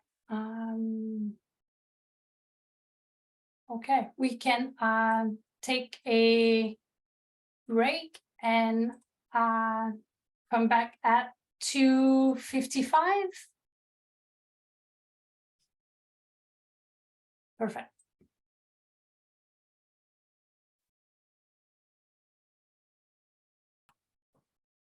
Okay. Next conversation is the Solid Waste and Resource Management Plan 5-year review. So in the last meeting, I kind of spoke about the interest of having a review and update of the current plan before we kind of go towards the full update, kind of knowing the effectiveness of the current plan and what still has to be done and all of that. So this year we did a request for quote, put it out there, and the contract was awarded to Sue Maxwell, Eco-Inspired. So Sue will present a little bit of the intention of that 5-year review and what it can take, and she will eventually reach out to you guys and we'll bring more information to the PMAC meeting, but I'll let Sue take over. And Sure. Thanks, Mary Lou. And this will be a little quicker because we've done such a good deep dive on the plan actions before. So next slide, please, Vanessa. So the context really is that the Waste and Resource Management Plan is meant to guide the work of the SLRD and member municipalities. In the ministry guidelines, it says that plans should be reviewed every 5 years and an update every 10. And then, as Mary Lou already shared, it took a while from the time that it got submitted to actually get approved. And while many actions have been completed, some have not been. There's also been issues around staff turnover. Of course, we had a whole pandemic that interrupted progress. There's been pretty significant growth in terms of population in the region. And of course, the world is changing. There's a lot more provincial, federal, and international momentum around plastics in particular, but lots of things around circular economy and other things. Next slide, please. So in terms of this project, I will be going over the actions, as Mary Lou's already discussed, taking a look at the what waste is being disposed, what the greenhouse gas impact is, taking a look at economic development, compliance activities. So those can be things that are required under permits, but also in terms of bylaw enforcement and things like that. Taking a look at significant changes, taking a look at the effectiveness, and then there'll just be a recommendation in terms of what does the SLRD or we collectively think makes sense in terms of should we be starting to do a more significant update on the plan, or should we be continuing to cross off some of the things that still remain. And so that's sort of the goal. Next slide, please. We'll look at timing. So today, talking about this, I've been getting a whole pile of data from Mary Lou and some of you as well. So we'll continue to look into that. We'll hope to reach out to some of you to do some more detailed interviews in terms of understanding where things are at, particularly for member municipalities, but also for other parties. Start to do some of that analysis that we talked about. I'm hoping that we might be able to have a PMAC meeting in September, but we'll have to figure out, how the timing works, to also share the findings and then have a bit of feedback from you in terms of like, does that sound right? Do I feel comfortable with that? Did you think about this? We can have a bit more dialogue there. And with the goal of having a report be completed in October with the recommendation. So then the next slides, I think we can kind of skip over because it's just about going over the actions, which we have just done. And then those components of the plan are really what has been recommended in those provincial guidelines. And one of them is regarding the economic development. And so I just wanted to, and which they define as the impacts of plan implementation, such as better use of materials, possibly new enterprises that were developed or supported, or reuse and recycling activities that began. And so because that relates, there's obviously the ones that come directly from the SLRD or member municipalities, but there might be other things. So in a way, Shannon already identified like the Rebuild It Center and some, the need for that. as well as the support to make sure that it's continuing. But I was wondering if there's other businesses or things that have changed since 2015 that people might want to just say, oh, hey, don't forget to include this in terms of what difference this plan is making. And I see Ari is there. I'm not sure if you have anything to say on behalf of Squamish Can in terms of, I know that your programs have really ramped up since 2015. But yeah, feel free, anybody feel free to jump in.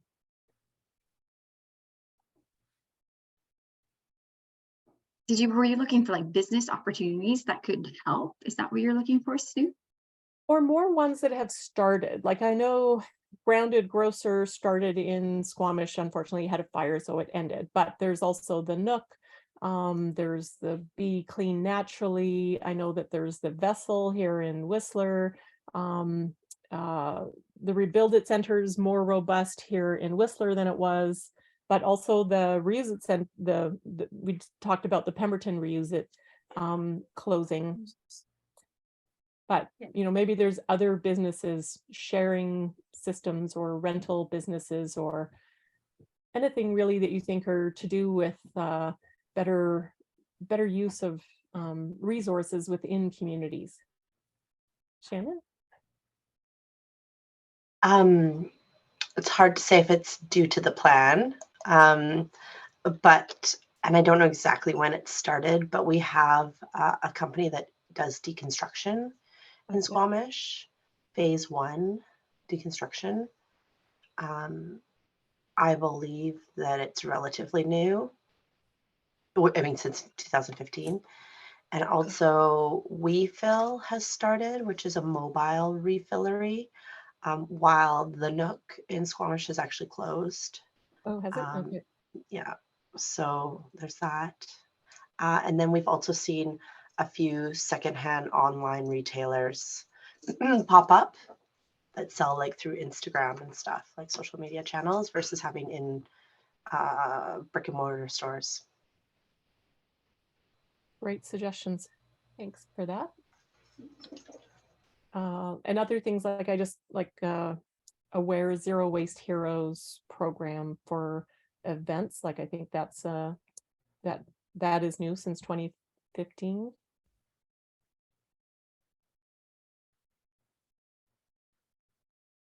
Anyway, I just wanted to put that out there. Again, if you think of something later on, feel free to jump in or send it to me. And then the next slide, please, Vanessa. Also kind of a group brainstorm talking about significant changes. So how the ministry defines this is things that are related to the regional growth strategy or changes to any large industry or businesses operating in the area that might impact the solid waste management system over the next 5 years. And so we can talk about the local ones. I also will kind of frame some stuff around the context. So in the past several years, we've seen the zero plastic waste strategy that the federal government and the Canadian Council of Ministers of the Environment are working on. Right to Repair is coming, a much more robust climate plan, including a bunch of stuff around landfill methane, like doing stuff for methane, so landfill gas emissions.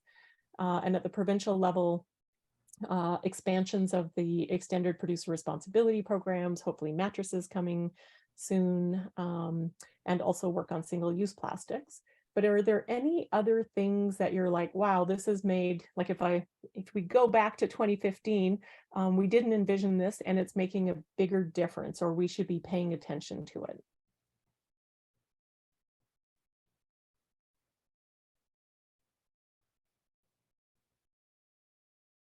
Aside from just our giant growth of population. Scott? Yeah, just sort of in the organics recycling composting industry in southwestern BC, there's some changes in the regulations that are more or less imminent, or at least coming down the pipe. And the regulators are generally looking for increased protections for the environment, as we had hoped, but some compost facilities are not able to keep up with those. And so we've been told by a few that they are planning to shut their doors down in kind of Fraser Valley area.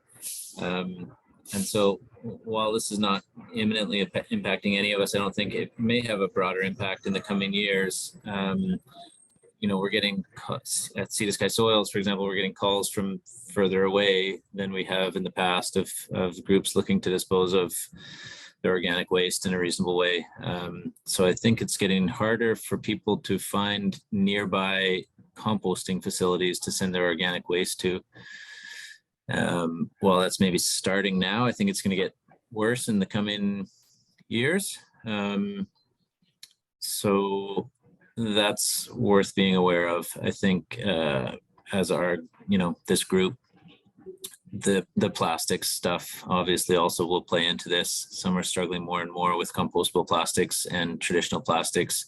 You may have seen some of the media stuff recently where, you know, some places are taking contaminated organic waste streams and just putting it on a farmer's field, and they get away with it for a while and make a lot of money. And so until the penalties kind of are enough of a disincentive to stop that kind of thing, that may continue. So we're a little bit in flux, but we'll see how it all plays out. I don't really have a particular point to make, I guess, except that it's kind of changing and there's some things happening. Yeah, no, that's a really good point to raise. Thank you. I just go in order of the hands. Ari, then Shannon, then Mary Lou. Yeah, hi. Apologize for being so quiet for most of the time, guys. I'm quite new to Squamish Canon. I'm learning a lot about just the whole conversation here as we go. But the biggest thing I think that sticks out to me, and maybe this isn't, say, a business or industry operating in our area, but really just the impacts of textile waste and stuff coming in. I think especially in the last few years, and probably since this plan was designed, you know, uptakes in certain fast fashion brands and their popularity in terms of how people are ordering and bringing things in from online shopping is having a direct impact in terms of our waste management and how we're going to handle that stuff. But yeah, that's the only thing that kind of pops to my mind there. So yeah, so that's a really good one. And the online shopping component also significant too. Shannon. I agree with what everyone else has said. I have two, and I'm not sure, Sue, if this is really what you caught with single-use plastics, but so apologies if it is, but post-COVID, we're seeing, so during COVID, a lot of folks moved to single-use plastics in our beverage, food and restaurant industry, or single-use items, but they're not switching back to like ceramic cups and plates anymore. And because they are finding that it is cheaper to just hand out disposable, compostable material instead of washing and like the plates and stuff. So not only is like just the general volume going up, but now like we're seeing an opportunity, like that's a real opportunity. People aren't going back to it. And then another thing that is, and I don't know if Denise is on the call still, but wood waste is just, this is like one of those significant things. I think the province needs to figure this out. There seems to be like a glutton of wood waste, not glutton, whatever, a large amount of wood waste out there.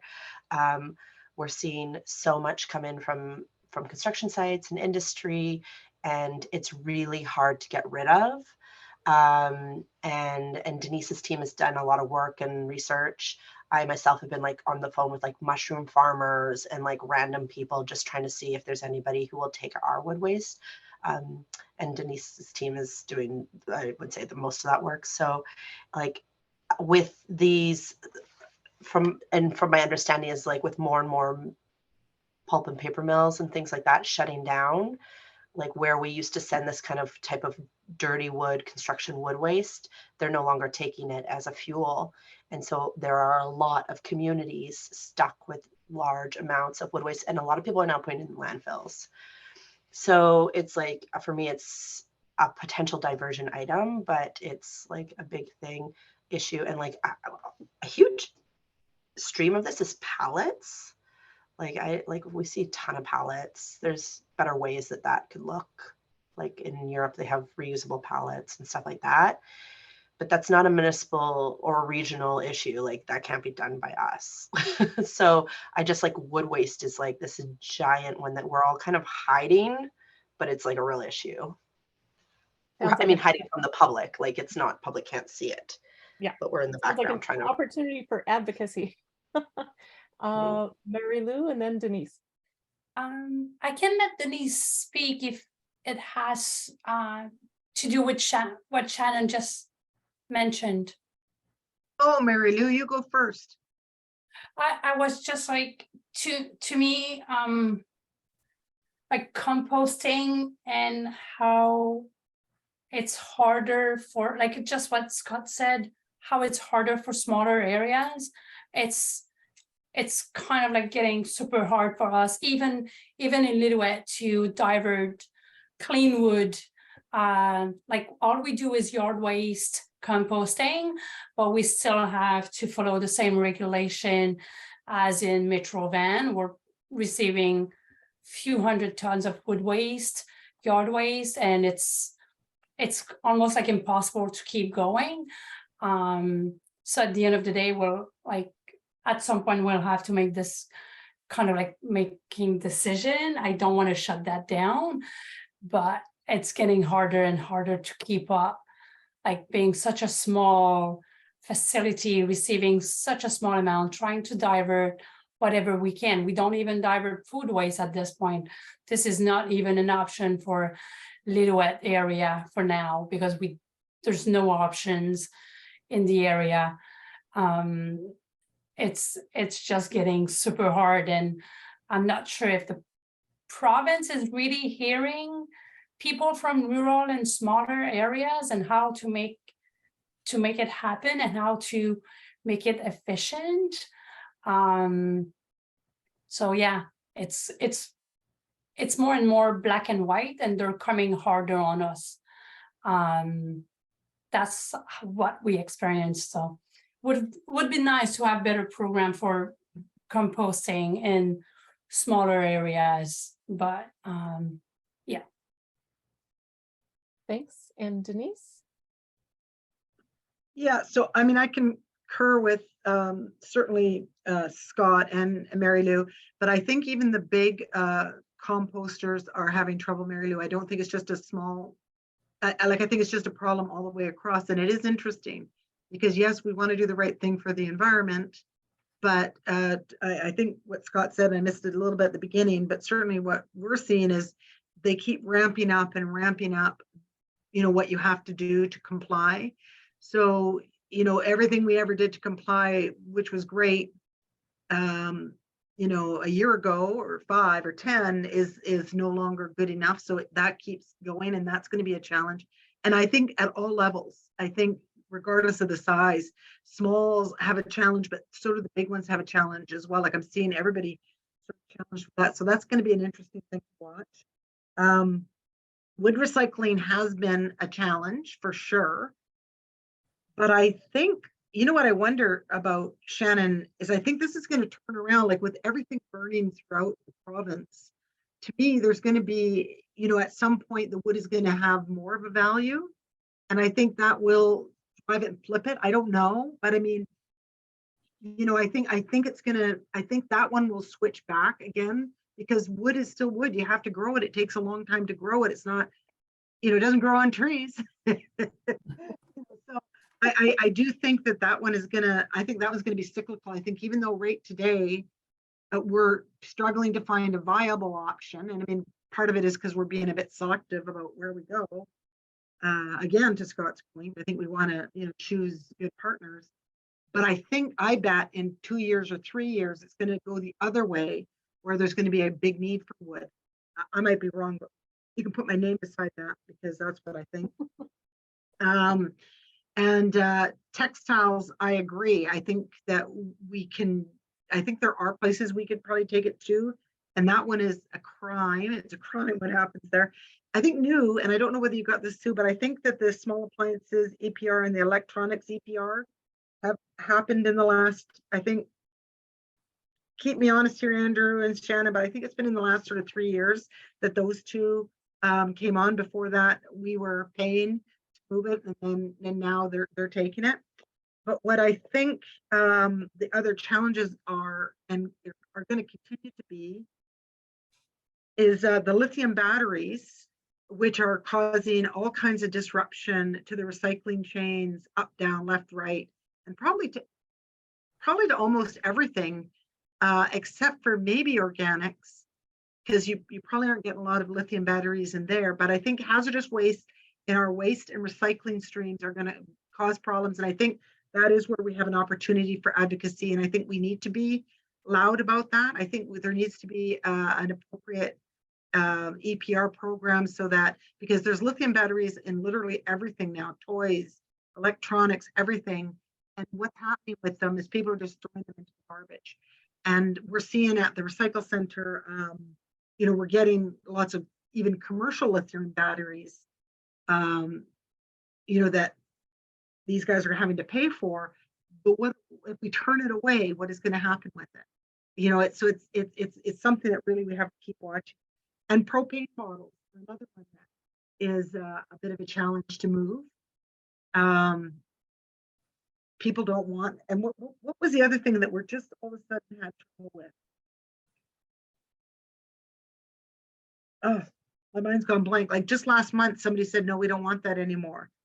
So I think getting ready options for all of the products that are produced, I think that's going to be, you know, the big bit of advocacy that needs to be done. I think that's going to be lots of good work. And I think we got to be talking to somebody somewhere saying that this is an issue for us. Yeah, those are good points. I know on the lithium batteries, propane bottles, those are meant to be part of the upcoming regulations for expansion of EPR. So hopefully that helps. But of course, it always takes quite a chunk of time. Andrew.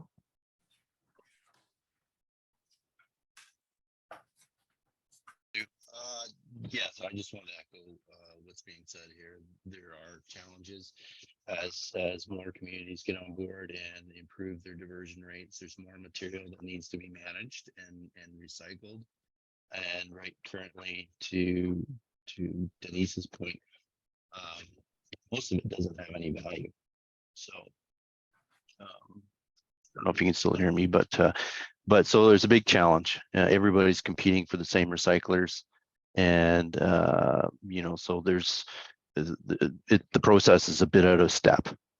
We need to have more people being able to receive the material that we are diverting, and as you know, it's expensive to have facilities to be able to do that. So but I appreciate it. It's a really good conversation to have. Thanks. And Mary Lou?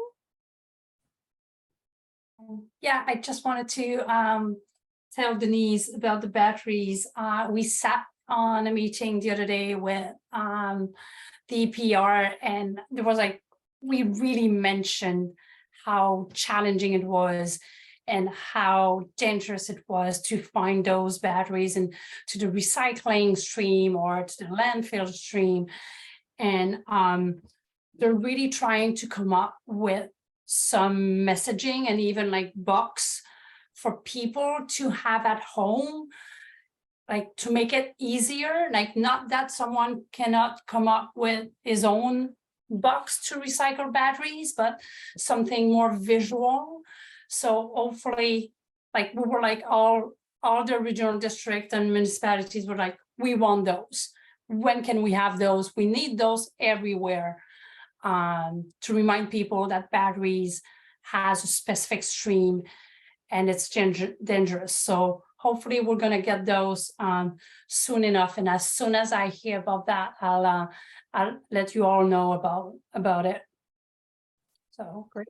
So yeah, advocacy is paying off at some point. So we just need to keep doing it. Yeah, and especially with all the fires, and then after that, I've heard of some recycling facilities having challenges getting insurance related to that. Vanessa. Yeah, sorry, I don't think I have a hand because I'm managing the computers. But since nobody's raised it, I think that for me, the most concerning is orphaned household hazardous waste. So things that are outside of the EPRs that really don't have a home, nor do we know if any of us collect them. So I think that I would like to highlight that as a concern. Okay, I would great. agree. Vanessa asked us how much recently it costs all of us. Well, I got an email from the SLRD asking how much we pay. And then I was like, I don't know. Like the fact that we don't know. Yeah. Yeah, but flagging the quantities I think is really good. Like I remember when the province announced the mattress thing, and I think it was some numbers from you, Andrew, in terms of this is what mattresses are costing us that were included, I think, with some of that press information, which shows that it does kind of it does kind of make a difference.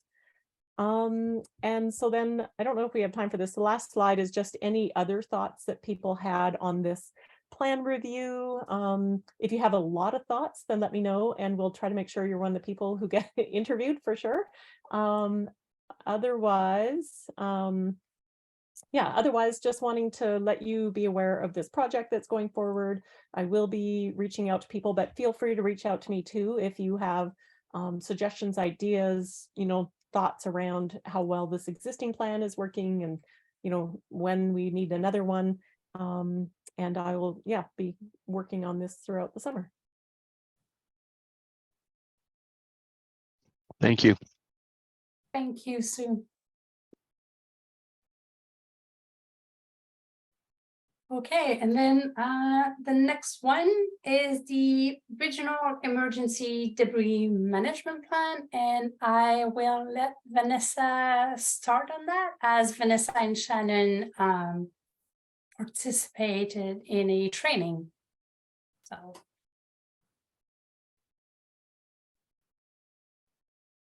All right. I know that we mentioned it in a previous committee meeting that this was on the work plan. So just put together a quick overview of what a debris management plan is based on the learnings from this course. And honestly, it's probably written on the screen better than I can articulate it, but essentially it's a really large scoped plan. That's going to be broken up in several smaller plans is the best way that I can explain it. And the first part of the plan is really for us to gain an understanding of the different types and volumes of waste or debris that are going to be created during disasters, and then come up with a plan on like the collection, the storage, the hauling, or the final disposal of the material.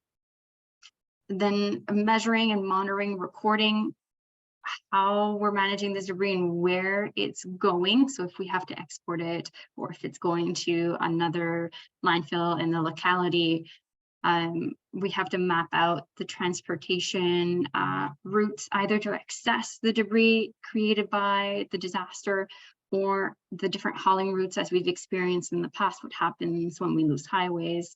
Where can we reroute and how do we do that? And then identifying hazardous waste services. So if we end up with hazardous waste, what do we do with it? Where can we bring it?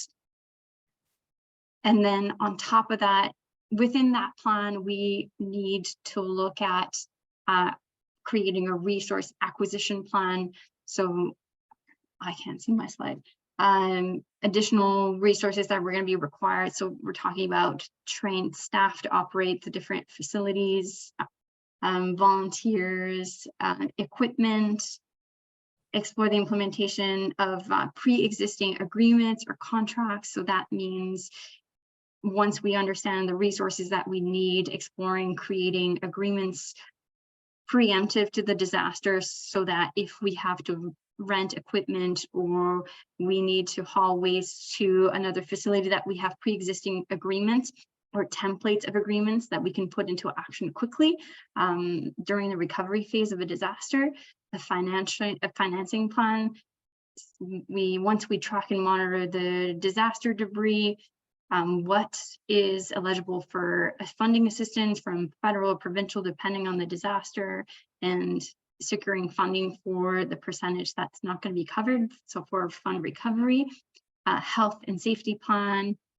So there's a lot of different health and environmental hazards during disaster that we might not think of initially. So doing the research and having a plan in place to protect the resident and our staff from the hazardous waste example that was given to us is during a flood. If your waste treatment plants are impacted, then all of the waste is covered in sewage. So how do you mitigate the problems that could come from that? And then a communication plan. So in terms of how are you going to be communicating with the public about the decisions that you're made of how you're going to collect the waste. So let's say you decide to collect the waste curbside, you're going to be picking up refrigerators curbside. You need to communicate that information with the residents as how they have to do it.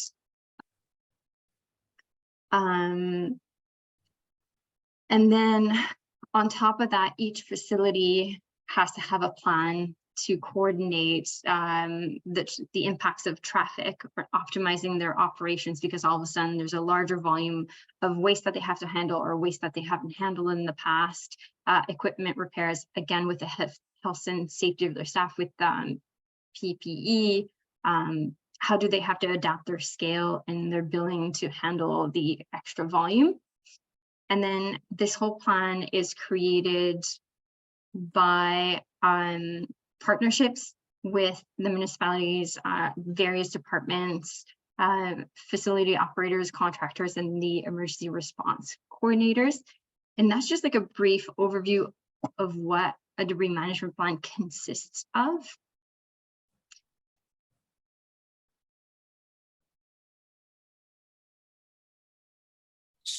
Shannon, do you have anything to add on those slides or from what Vanessa mentioned?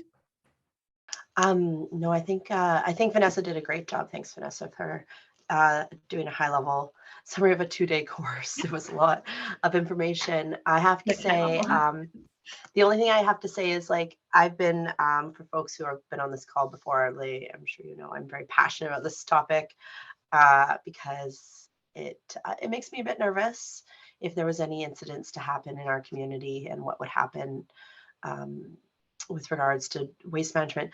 What I will say is that this course, which was offered through SWANA, it really opened up my eyes to how I had been looking at this topic through really like a narrow vision. I had kind of been focused on what happens to my landfill, you know, setting up curbside collection, like transfer stations around town. That's kind of what I've been thinking. And like, but what I didn't realize and kind of incorporate was exactly what Vanessa's showing here is like when a disaster happens, the garbage is like on the streets. Like people aren't necessarily driving their cars around town depending on what type. And like, so me thinking about a disaster, a transfer station at our rec center is useful, but like this plan needs to encompass like in the district of Squamish's way of the way we work is like our public works team needs to be involved, like who's picking it up, the communications team, as Vanessa mentioned, like pre-developing all that material, procurement needs to be involved, like just the level of all the different departments within my one organization that need to be involved in like whatever happens in Squamish only I'm talking about. So it was really great. It like really opened my eyes. They gave an example. It's not necessarily as applicable in the southern part of the region, but like the ice storms in Quebec and how like, or maybe it was Quebec anyway, all the hydro lines, how they came down. And so it's dangerous to drive in the street. Like there's just a lot of things to think about in these situations. And every single type of disaster produces different waste and needs to kind of be handled slightly different. Like for example, fire burns everything. It's like the best for waste management perspective. But yeah, and then flooding and earthquakes and all the like, it was really interesting. And I think we have a really great opportunity. And I think there's a lot of folks in the solid waste world talking about this right now. So I think it's like very timely that our region is also talking about it. So I'll pass it back to you. Thank you. I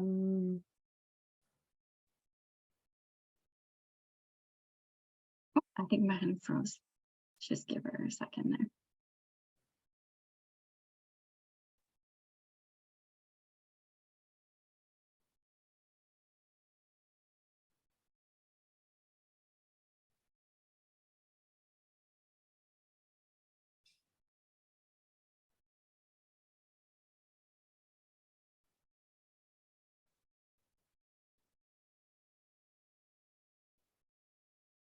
can take over in a second if she doesn't unfreeze, but usually she unfreezes. No. Are you back? There you go. Go ahead. I was saying you were going to unfreeze because usually you do. So like my rough concept about that is kind of like to divide the plan in two, like for area C and D and then for area A and B, but I might be wrong. Like to me, it's just like they're so separate. And as we like talked about in the past when Andrew couldn't move his waste, and I mentioned to Denise on a call, I was like, oh, maybe I can open the Lillooet landfill for you guys. And that road was not an option. So for me, that's why I kind of see those two areas a little bit separate. But the idea is to kind of do an expression of interest and get the input from the experts to see how they will do it. Would they do it really in two different plan? Would that be one? Like I'm not the expert on that. I can only put my 2 cents. And so that's kind of how I envision it. And so hopefully in 2023, we'll do kind of like an expression of interest, getting a little bit of a better understanding of how the plan could look like, the cost.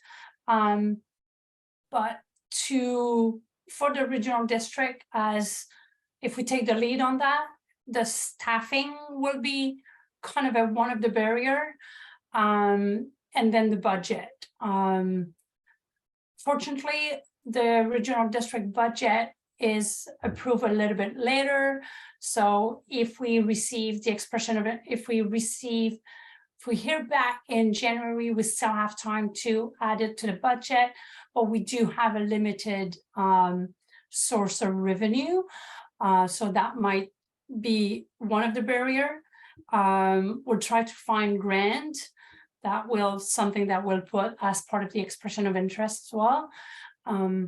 But definitely staffing will be a big barrier. But hopefully we can bring back some information to PMAC at our first meeting next year, and kind of like try to get a better understanding of what it intends, the budget, the cost, the time.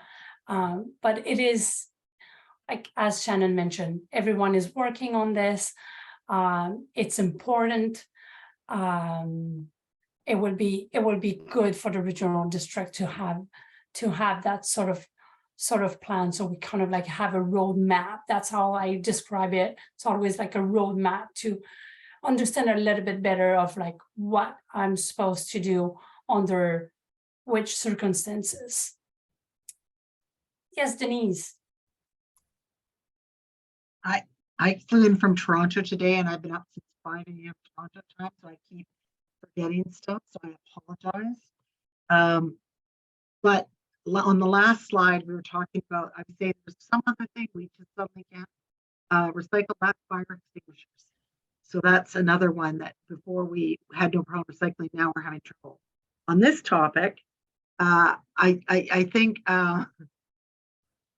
the other thing is the emergency doesn't necessarily even have to happen in our corridor, because when we couldn't move that waste, that problem was in that was transportation elsewhere. So, I mean, it could be that there's a major problem in Vancouver that we can't move through the highways and it doesn't affect us at all, not floods, fires. So I don't know how a person would figure all of that out or all of the options, but what I will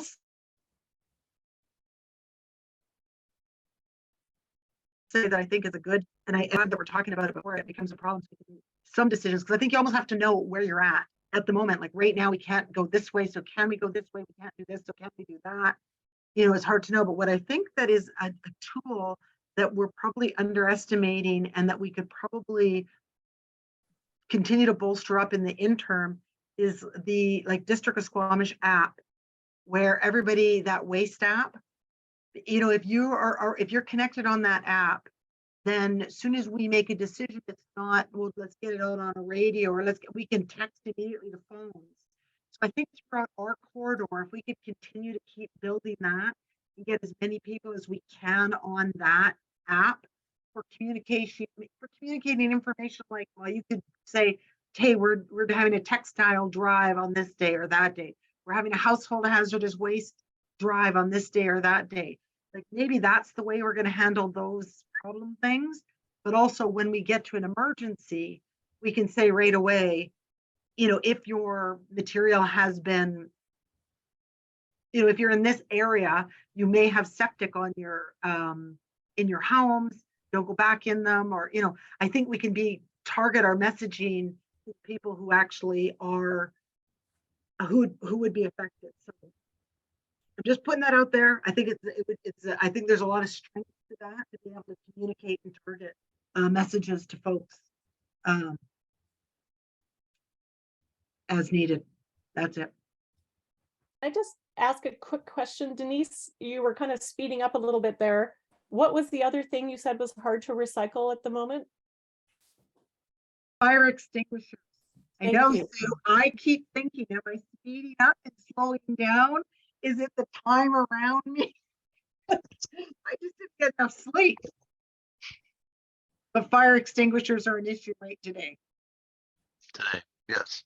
They are going to be part of the EPR with 2025.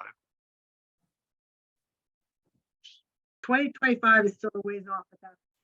Oh, yes. Yes, it is.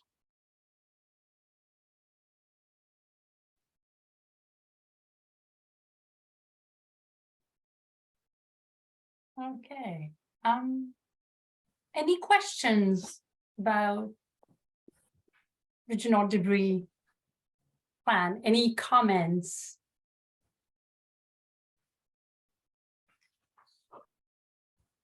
The one comment I have is I've been trying to find, like, I keep asking every time I'm in conversations about this type of thing, I keep asking people, hey, do you have an example, like, where there's a region with municipalities specific and kind of areas underneath? And I feel like in Nova Scotia, it seems like there might be something that is kind of like a good fit for what we're looking for. People keep directing me to Metro Vancouver, but Metro Vancouver doesn't actually seem to have, they have more like a template that they've told all their member municipalities to implement. It seems like that to me, versus like what we're trying to achieve is like a more cohesive plan. So that's all I would say, is just like, thank you to the regional district for taking this on and kind of helping us, guiding us into this. And also, yeah, I'll keep our ears to the ground on what other folks are doing.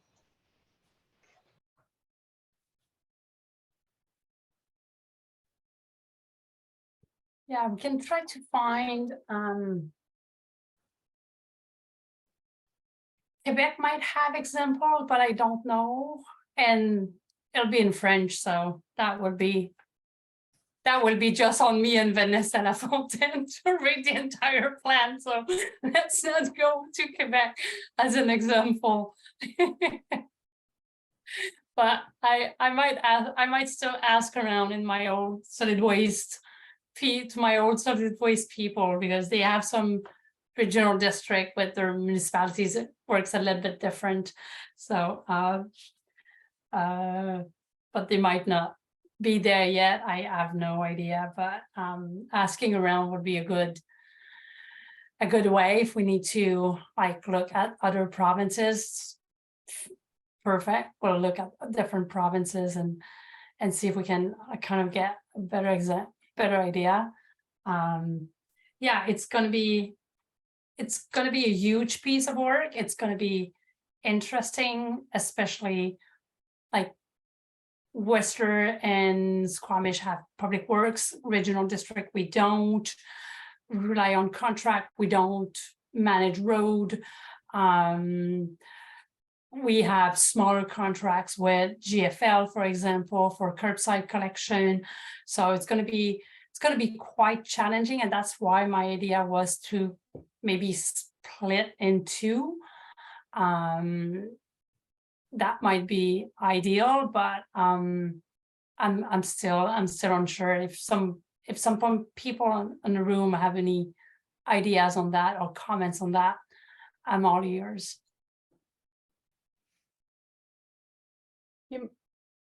You might see how much of the plan is going to be the same. I'm guessing it'll probably have a lot of principles and concepts and types of disasters that will be the same.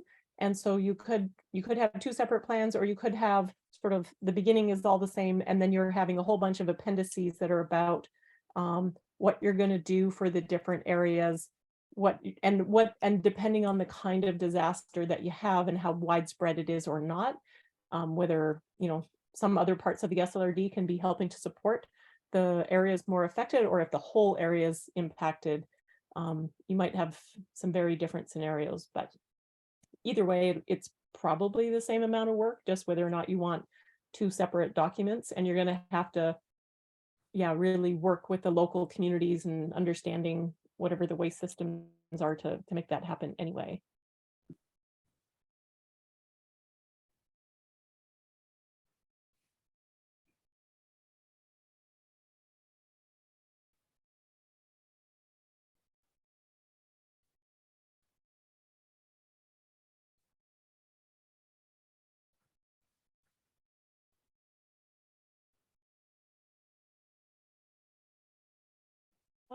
One other quick question, Mary Lou. Are we involving First Nations with this?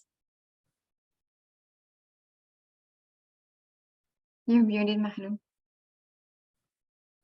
Yeah, the idea will be, yes, to involve like all parties, because everyone will be affected, everyone will be kind of part of that. So yeah.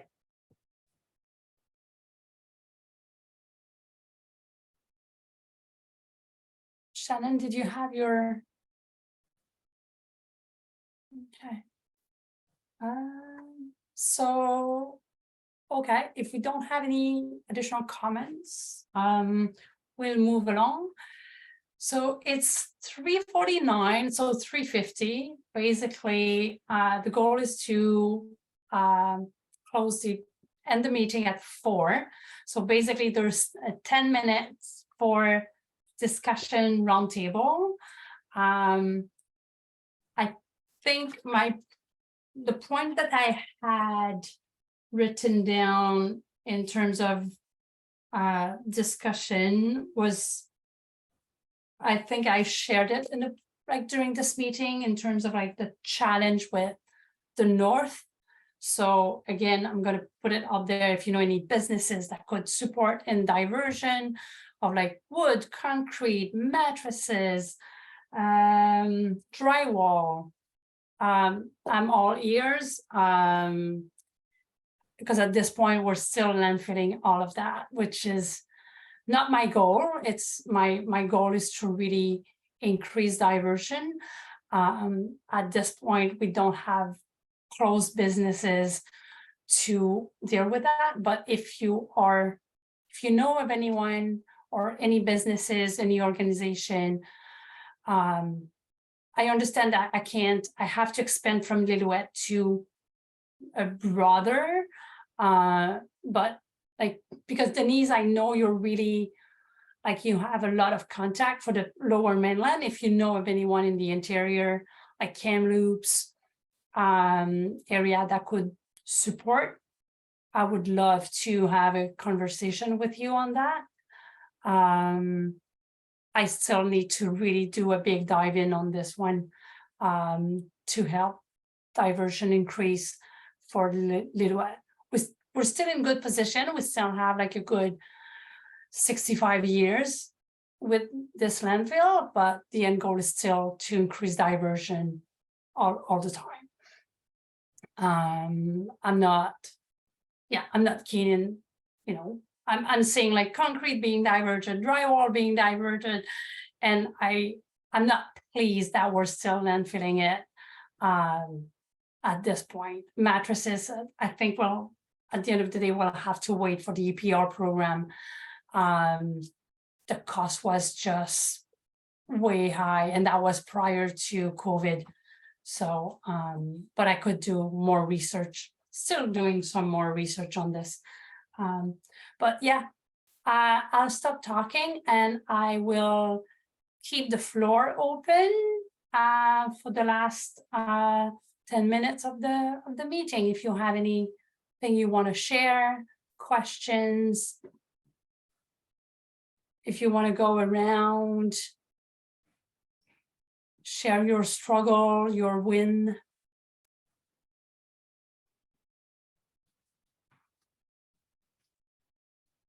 Okay, do you want to start, Andrew? Sure, I'll start. Let's talk about some wins. So we did also have invasive species training with the depot and the transfer station staff, which is good. It's just to give them awareness of invasive species more than anything. I don't think any of us become experts, but it does help if you see something. At least you know where you can get additional resources. We just closed an RFP to have someone go into food service waste collection rooms. So we're focusing on food service, looking at how we can reduce the amount of organics that continues to go into the landfill, any recycling for that matter. So that's good work. So we're looking to have that work done this summer and to get a better understanding of what is going out or what's going on in collection spaces. We've had knowledge of challenges around those spaces, so now we're going to get some good information that we can work with. We just finished looking through the kind of the final draft of a food service solutions guide. So this is work that we've been doing with Aware, and so you'll see it in publication this summer. We're just working through the final details, and essentially it's a roadmap, if you will, for food service businesses that they can use to improve their diversion goals, to manage their waste. That's in line with our solid waste bylaw, but also that's in line with best practices. We're always working to see how we can improve diversion at the transfer station. So we're continuing that work and working with GFL on that. So hopefully we can have some wins there, and again reduce the amount of waste that's going to landfill, and reduce the amount of some of those household hazardous wastes. So thank you, Vanessa, for bringing that up, because that's a big concern of ours, to minimize risk of fire or other injuries to workers. So those are kind of the few things that we're working on. Thank you. Thank you. Denise, you're next on my screen. I think you're better off starting with like Shannon, because anything I'm going to say is just would only be mirroring what Andrew and Shannon are driving, and I'm merely supporting. I feel like I've already talked more than I need to at the moment. Okay. No, your input are always welcome and really good, Denise. So, okay, Shannon. I do have an idea for you, Mary Lou, which I'll talk to you offline about. I had it, something came to me. I don't know if it'd work, but on mattresses. So let's talk about that offline. Okay, awesome. I'll try and be quick. Denise, I don't know if folks like us could talk any less. In Squamish, we are trying a different method. Instead of curbside tune-ups, which is kind of these 2-week events or 1-week event where we looked at recycling totes, what we've decided to do for 2023 as a test is we're working with Squamish Can. They're going to be doing audits every single recycling week, have somebody on the ground that will support the work that GFL is doing to audit. So they'll be working kind of hand in hand with those teams. And they'll also be doing on the non-recycling week, they're going to be doing the associated paperwork that's related to our bylaw implementation and our contamination remediation plan by Recycle BC. There's like a bunch of paperwork about like, you know, sending letters to the residents being like, we've found this in your tote. So we're going to see if that maybe makes more of an impact because of the cost of labor. The curbside tune-ups, we're getting fewer and fewer auditors. And so we're wondering maybe it's more effective just to have a like a full blast of a bunch of folks out there. So GFL has their team, we'll have somebody and stuff like that. So that's going to be happening this summer. I am going to put together an expression of interest to do an analysis of our curbside collection. This has been on the docket for probably like 5 years now, but this is the year to see. So stay tuned. I don't know what that looks like, but I'll put an expression of interest out to kind of gather thoughts from the consulting world on what that could look like. I need to work with Denise's team on glass collection in the neighborhoods.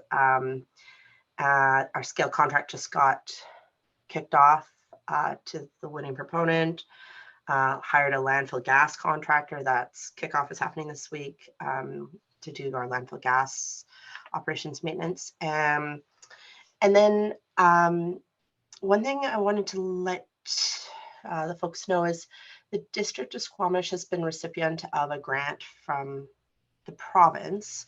It's under the under circular economy, and it's actually being led by our economic development team with the support of solid waste. And so we're going to be working with businesses in the community to do we haven't figured out the details, but essentially like businesses can sign up. We'll be doing waste audits and then giving them feedback through the lens of circular economy on what's going in. And then also supporting the solid waste diversion and separation goals of our bylaw as well. And then kind of there'll be some training and involved in that and a potential for them to apply for grants. It's a little bit like we're developing the program right now because we just got the grant awarded. And then we're also going to be doing a bit of like circular economy speaker series and like training. So there's going to be and maybe like Dragon's Den, like for innovators. I don't want to say innovators, that's the wrong word, but like people who might have a bigger dollar project that they would like to do under the theme of circular economy, something like a Dragon's Den pitch and stuff. So that's going to be a big thing, like multi-year program, but we're still figuring out, as you can tell by a lot of the details. Yeah, and that's it, kind of. Oh, and Squamish Can will be doing our zero waste event series again this year. So we just had the Reuse It Fair. Ari was amazing. Thank you. It was insane. Maybe we should do it twice a year. There were so many people. It was like, I feel like it was the busiest I've ever seen it. How many people came through. So Denise, thank you for your support as well for that event. GFL plays a big role in that. And that's it.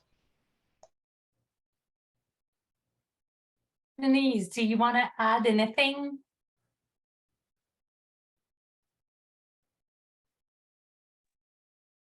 No, I mean, just what Shannon said, we also have a little team of folks who are going out doing the audit checks. And I think we've actually won, I think we've won a little battle there because maybe not, maybe we have, but I mean, we've had a couple of good audits. I think the last couple have been pretty decent. So I think hopefully that's helping, and I don't know whether it's, we've been lucky enough to pick, to audit folks who are really a problem, or if they just see the auditors out and think, okay, I'm going to have to clean it up. I don't 100% know.